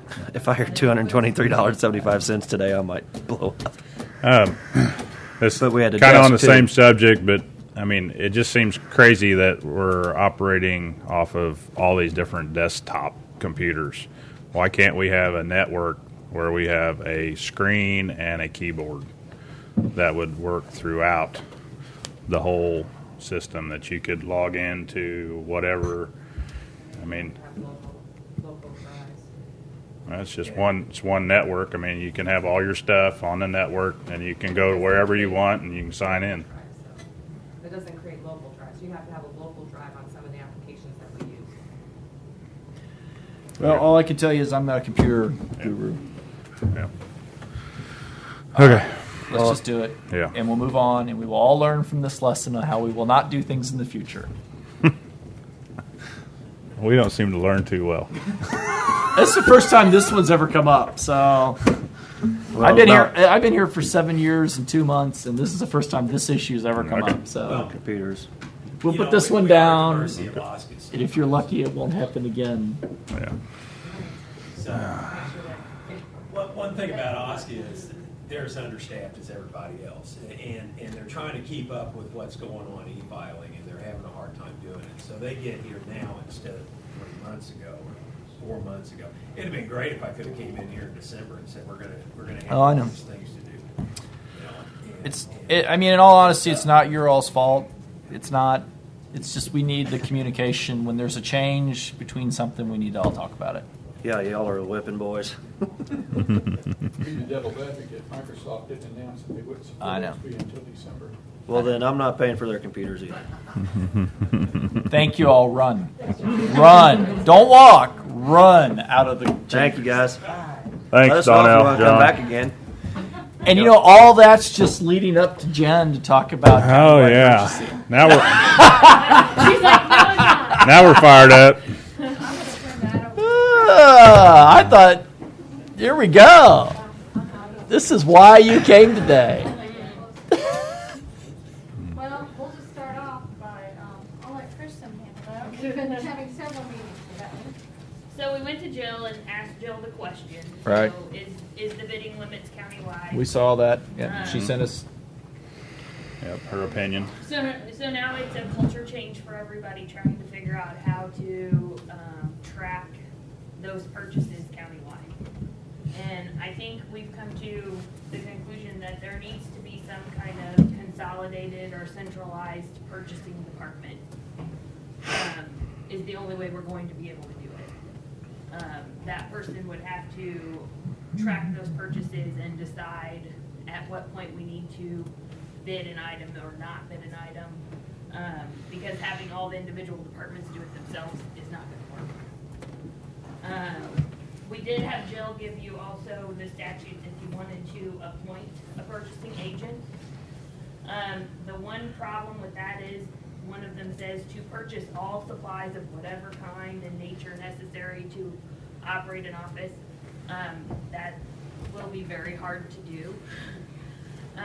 So we've kind of come up with the idea of if you're going to purchase over a certain dollar amount, you have to call the purchasing department to get approval for that vendor before you would make a purchase. And then if you're gonna go up to $500 or $1,000, you need to see if it needs to be bid before you would purchase.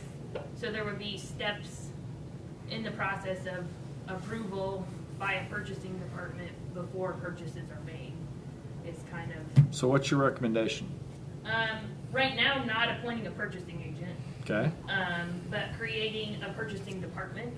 I don't know that Jennifer on her own is going to be able to handle the quantity and mass of things that are going to come her way.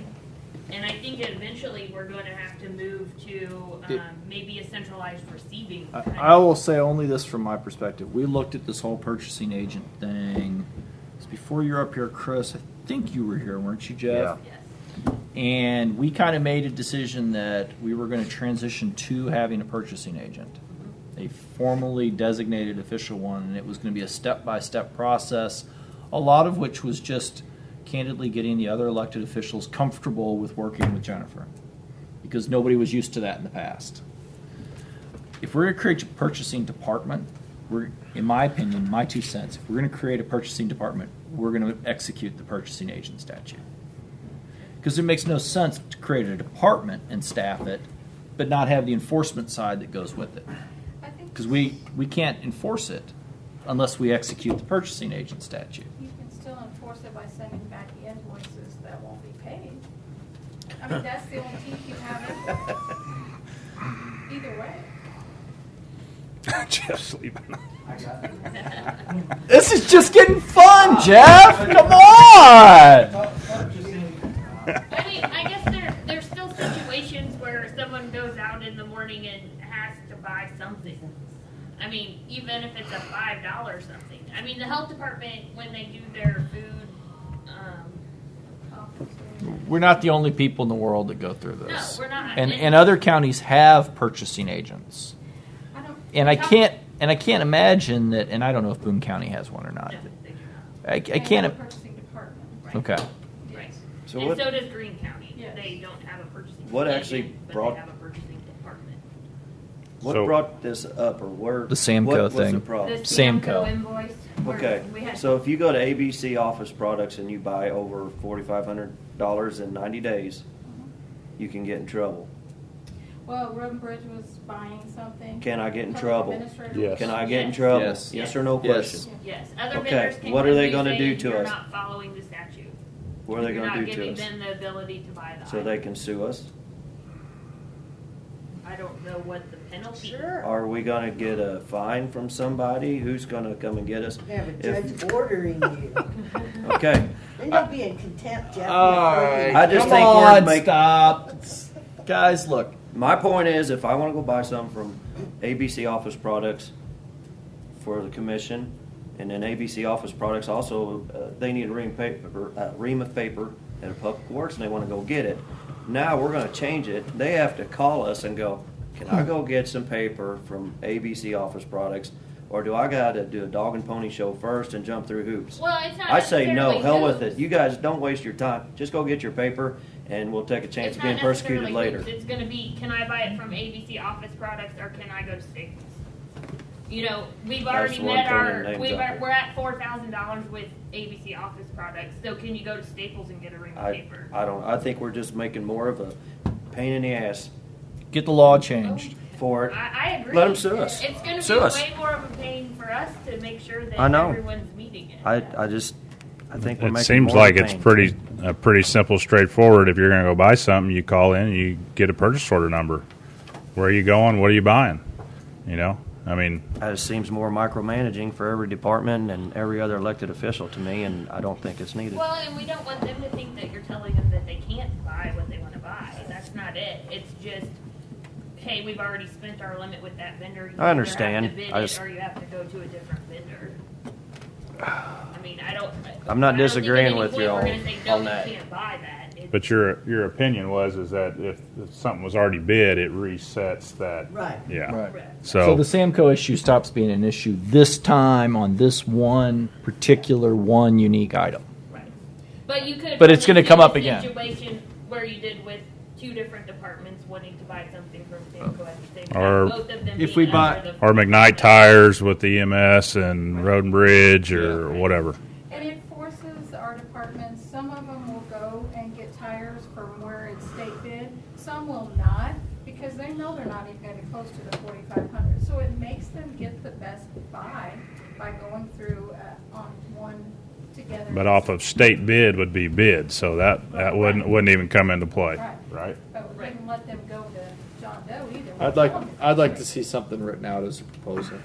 Yeah, I mean, we need to come up with policies and 'Cause- procedures of how this would work. It's just more, at this point, asking you if you want to go toward a purchasing agent. I'd like to see what you're proposing, because if we're going to hire people, I mean, is this going to be a new additional staff? I think definitely one person at the moment with a reevaluation at budget time to see if that's gonna cover it. Let me ask you this. Okay, so if we do develop a purchasing department and a purchasing agent, and Road and Bridge calls in and say, I need X amount, I need a PO number, are we going to be able to put all this into this new AS400? Nope, we're getting out of AS400. Well, the new NT system.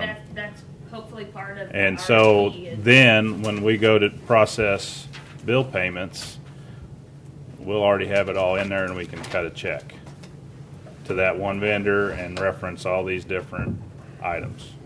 Currently, you can do that with the system now. It's very cumbersome. Right. Especially if you're doing an order for 4 pins or, you Right. do requisition to the purchase order to the Mhm. invoice.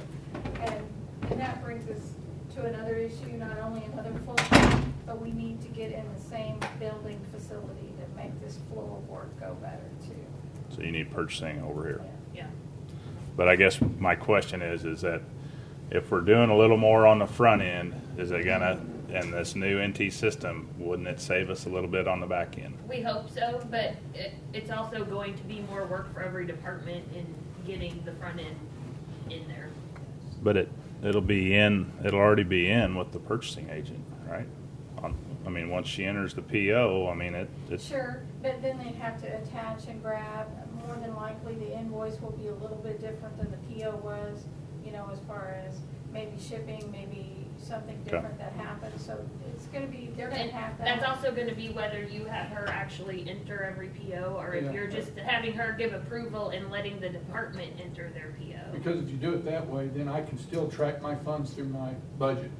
Right. Because if I need tires from Ignite Tire, I'm not gonna call her. Because I know that I'm going off state bid, I don't need to call her from Ignite Tire. Right. But if I need something from Staples, then I would have to call her and go, hey, I gotta have some ink pens. And she would say, yeah, you can get up to $200 worth. And that's what steers us away from a purchasing agent, because otherwise she would be responsible for doing that. And kind of like Greg, as far as him with Sampo ordering supplies for cleaning buildings, as a purchasing agent, the purchasing agent would have to do all that from the beginning to the end, according to the way we read the statute. Well, to me, if we already got a contract in place, Greg can order his own supplies. Greg can go to that vendor. But it's just mainly going to the purchasing agent to make sure it was bid, purchasing department to make sure it's bid, and make sure we're consolidatedly, we are under the 4,500 or 6,000. So it's kind of where do you want to draw the line? Do you want that purchasing agent to be in charge of buying everything? Or do you want that person to be over the purchasing but giving the department the ability to still buy what they need with approval? If the definition of purchasing agent means that everything has to go through them, then that's, I think, where we have to go if we're gonna go that route, so.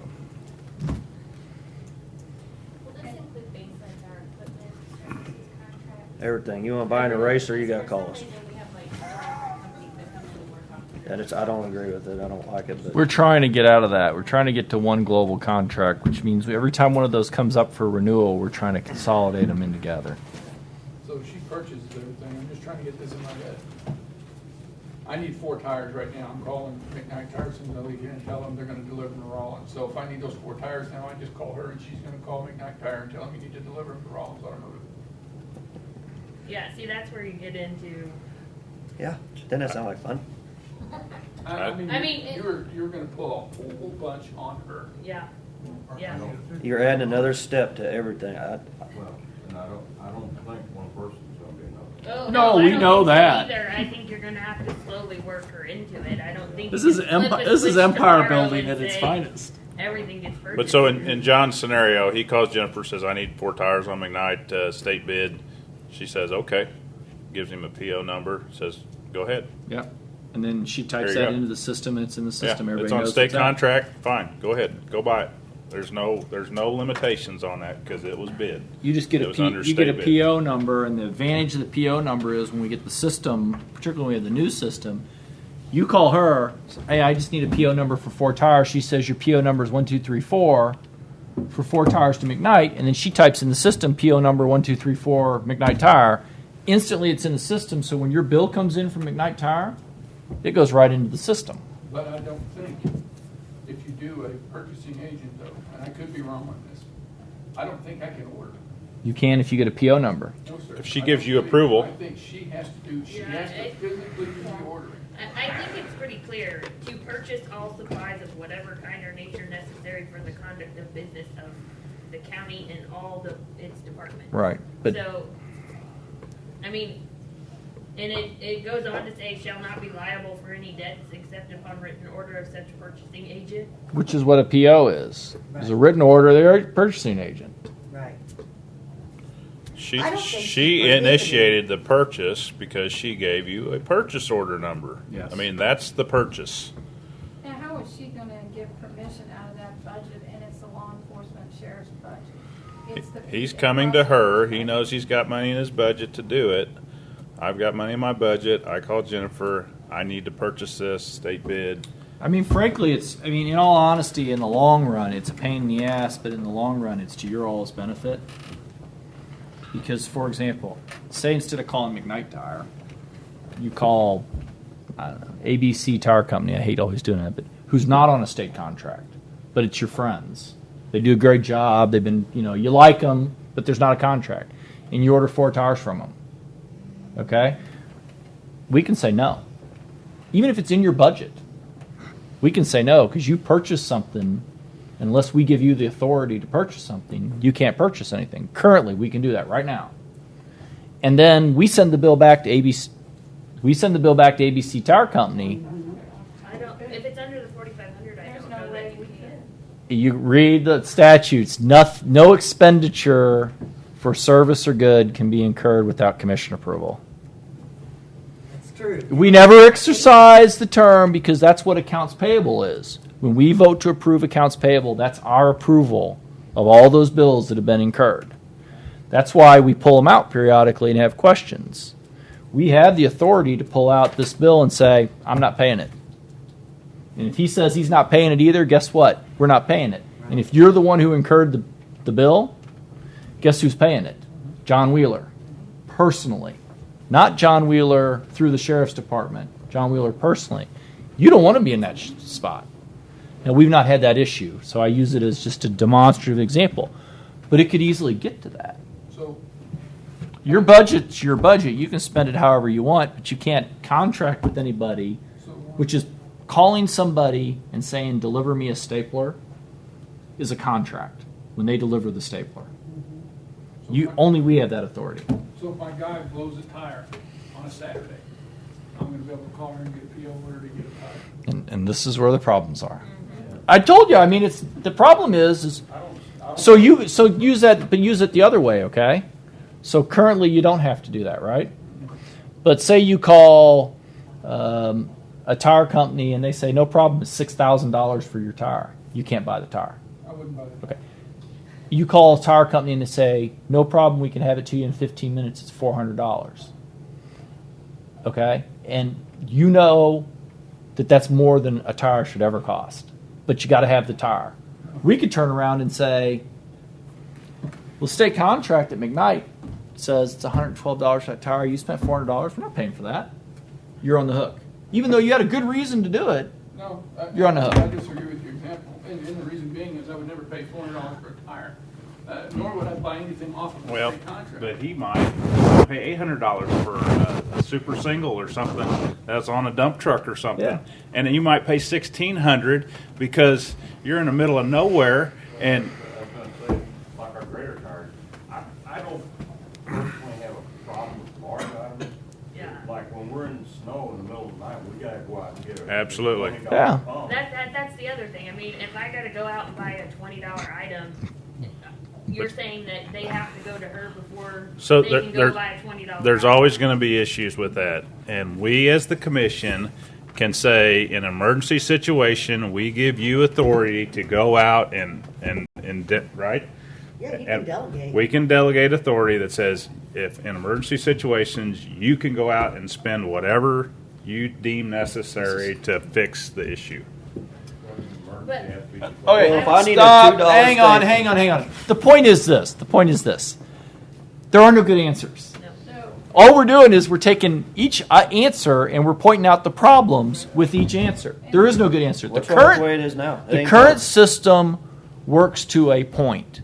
It, however, creates a position where we should not want to be in, which is either inadvertently or advertently, I think I say that, we violate the law. And we should never endeavor to be in a situation where, whether it's by mistake or on purpose, we violate the law.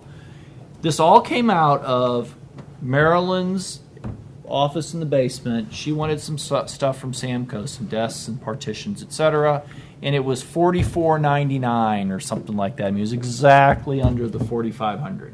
And we said, well, we have a contract with Samco to do all the bathroom supplies, etc. Does that cause, because we know we're spending more than $1 on that, does that cause us to go over? So we asked to have a look at it.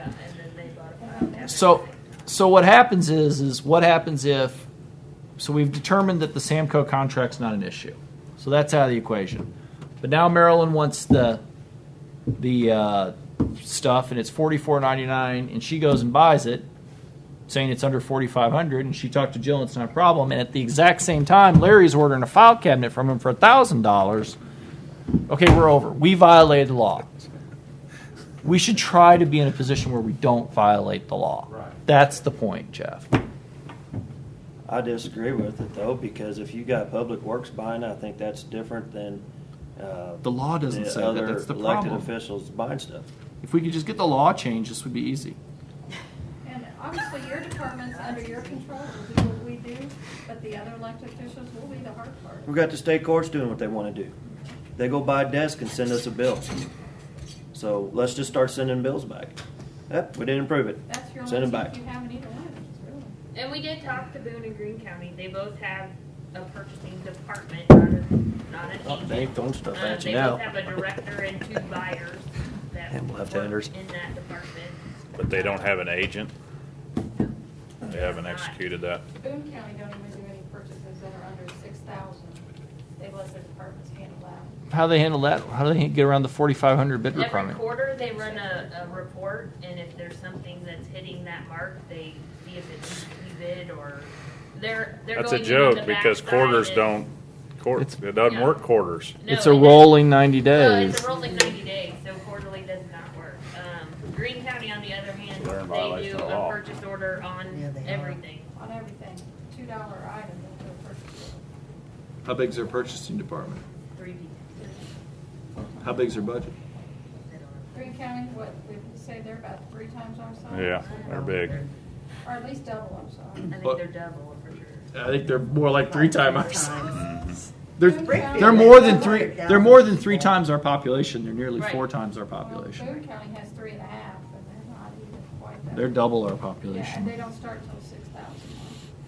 But Boone County does all sorts of goofy stuff. So Yeah, they also pay their commissioners over $80,000 a year too. I think Greene County does too. I mean, we want people to still be able to do what they need to do to. I would to suggest operate. Do this. Sit down and write out a proposal of what you think would work. Circulate your proposal of what you think would work to the various major departments that might be impacted by it. Sheriff, Public Works, facilities. I don't know who's going to be. I'd say all Circulate it department around heads. and say, how's this going to work in practice? What can we change? What can we adapt? After you've completely fleshed it out and you feel comfortable that this will not create a huge imposition, nor will it create an enormous cost, then bring it back. Then we can have an intelligent discussion about it. Because right now, I feel like we're throwing dartboards in the dark. Darts at dartboards in the dark. I'm hungry. It's 11:30. I'm losing steam really fast here. And believe me, the more we talk about it, the more. More upset you and get, confused we yeah, got. because everything you bring up So has a. write it out, and then And if you need to put together a group to kind of sit down and figure out how to write it out, put together a group to do it. Input from some of the bigger departments would be helpful. I mean, because their purchases are the ones that make up the majority of the cost. The smaller departments aren't really, they have a one-time purchase of. And like buying a box of pens, we already have most of the pens here. I mean, that's perhaps not the best example of what to use. Buying a tire on a Sunday afternoon is a big deal. But buying pens is kind of an issue because a lot of them won't use this. They'll go out and get it somewhere else that's not on the bid. And Everybody's got their part own of the pens problem that they is, want. You have 10 departments that go to Staples, It's even though easy. they're It's buying. easy enough to say, tell us what kind of pen $50. you like. We'll order it. Yeah. And we'll keep them in stock for you. And you don't get charged until you come over and take one. I think they like to run to the store today, kind of thing. Or they could run over here today, Yeah. kind of thing. That is a No, I think they like to run to the store. Candy bars, maybe some soda I think they like to run to the store is what they like to Yeah. do. What So- we did was Get out of the we office. listed all the vendors that we've done business with last year. and Yeah. See which vendors are over the 4,500. A lot of them, aren't there? Yeah, but we kind of went down through them and made, whether they're already on a contract, whether they're not. So I don't believe this is going to. It's not, I don't think it's going to be like we're not going over all the time. Yeah. But there are circumstances where we're not catching it. And that people are doing that, going to somewhere that's not on a bid, which they could easily come here. Yeah, we could just tell Ameren, Missouri, we don't have to pay their electric bill. Yeah, I'd like to see that. It would work once. All right. We could You guys have enough direction, maybe? Kinda? Okay. Get the assessor to raise their rates like they get the Public Service Commission to raise ours. There you go. Ooh, I like that. All right. That concludes the agenda. I got one item that's off the agenda. I circulated an email with you guys about Cole County Special Services. Yeah. I circulated Dan Renfro's resume. Did you guys get that and look at it? Yeah, briefly. They've suggested that we should reappoint Doug Smetkowski, Chris Henley, and Roger Schwartz. And since there's a vacancy, because Linda Morris resigned, we add Dan Renfro. I don't have a problem with that. Do you want to bring them up here and make them talk about it? Do you want to just appoint them, or would y'all like to? I'm fine with just appointing them. If I'm they're fine good with with it it, they know who they. Then I would entertain a motion to reappoint Doug Smetkowski, Chris Henley, and Roger Schwartz to the Cole County Special Services Board and appoint Dan Renfro to the board. His term would end February 28th, 2015. The reappointments are for 3-year terms. So moved. So his appointment would just be for a year. Yeah, and then he'd have to come back for reappointment. Second. I have a motion and a second. Call roll. I emailed him. Yes. Yes. Yes, by roll call votes approved. I'll let Jim know that. That's the only other issue I had. Good enough. Anybody else? Do we want to take that table out of here? That one that's crossways there, taking up a lot of space? Or y'all want to leave it there? I know I talked about the other day. I don't remember who all talked to about it. I'm okay with taking it out. We can, if we need to have another table, we can have a folding table, or we can drag a table in here if we need them. But it just takes up room. The other day it was pretty crowded. We could add more seats, and so is there anybody that needs it, Greg, or any place to put it? That's the other thing. If we don't have a place to put it, might as well Larry will just leave take it it. here. There you go. Take it with you. Hand-me-down stuff. Where are you gonna put it, Larry? You have no room now. It'd go in our conference room.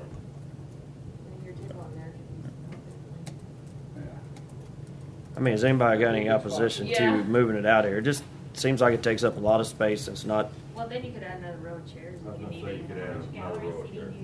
You need 100. Well, we talked about putting a podium or something there. Or Yeah. Do we have a small rostrum? Recliners? Small Oh my rostrum. God. And then you're gonna want computers too. like a podium. So if we take out the cross table, can we put a small rostrum on the end of that table? We should have one somewhere.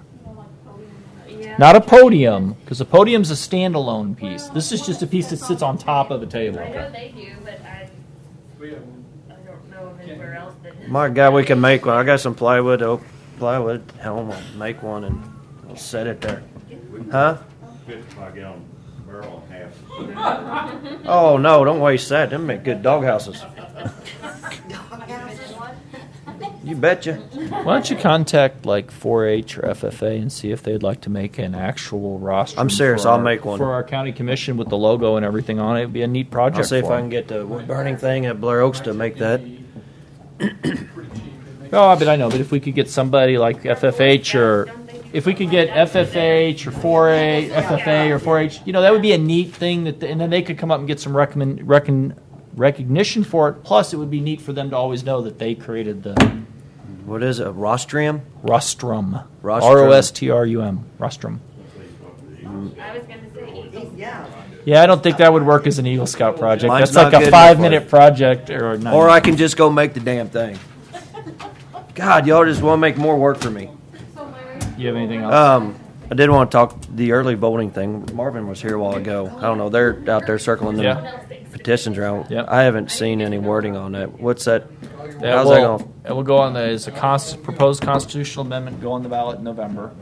They have to get enough signatures to get it on Right. the ballot. And if it passes, we'll have 6 weeks of voting Probably take it apart and take downstairs. instead of 1 day. Well, there was different parts to it. I don't know if they affected us though. Like they said, if you're over 100,000 population, We're which not. wouldn't affect us. You don't. Then you have So to put that's up a satellite secondary office. site. Yeah, you don't have to worry about that. And it's Saturday and Sunday. So then y'all are gonna have to be open on Saturday and Sundays if we do this. Yep. It's gonna cost a lot of money. So who's paying for that? We are. We are. Because So constitutional amendment is okay, outside so Hancock. where's Mac at on this? Are they pushing this to knock it down? And Mac will not touch this with a 10-foot pole because it's politically popular. well, I'm just telling I you. think we the- need to. The Attorney General is paying for it out of his campaign money. He's paying for it. Who's out going of to pay his campaign for it money. though if it passes? We are. It'd just be more overtime. We're just going to pay more money. It's just going to cost us money. It's going to do. Instead of it being absentee, it'll just be early voting. All right. Well, I didn't want to. And I don't recall what the fiscal note on it is. Do you? I haven't gotten a request But yet. oh no, it's you got the request came out 6 months ago. We sent that to Marvin. The problem is, so here's the deal, because that's what I do partly for a living. The auditor's office sends out a request for fiscal impact. And everybody looks at it and says, oh, early voting. I don't have to do anything. Doesn't cost me anything. Then you get farther down the line, the auditor says, well, local governments didn't say it was going to cost anything. So there's no cost. And you get farther down the line, you realize it's probably going to happen. You start going, oh, well, we're going to have to provide overtime every Saturday and Sunday.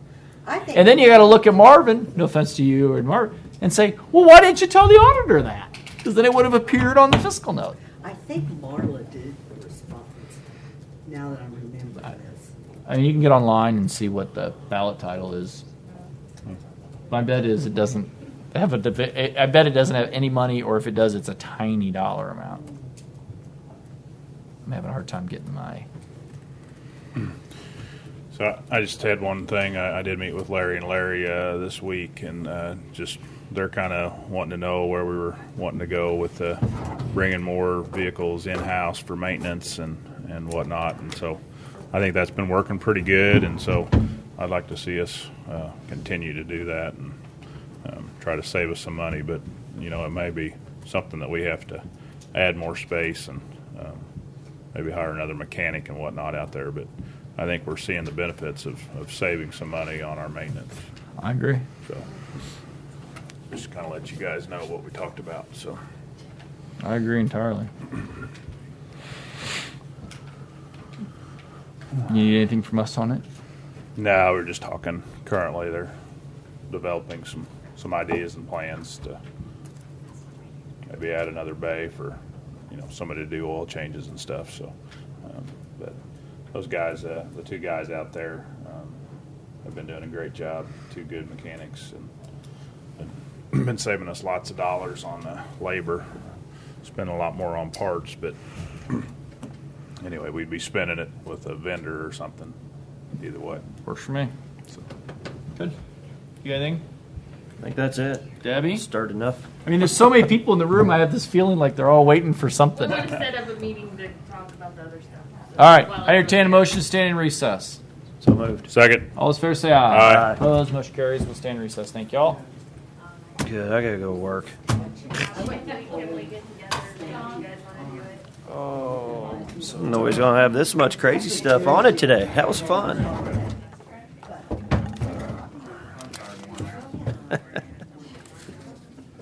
It's just weird to see like we've been having more and more stuff.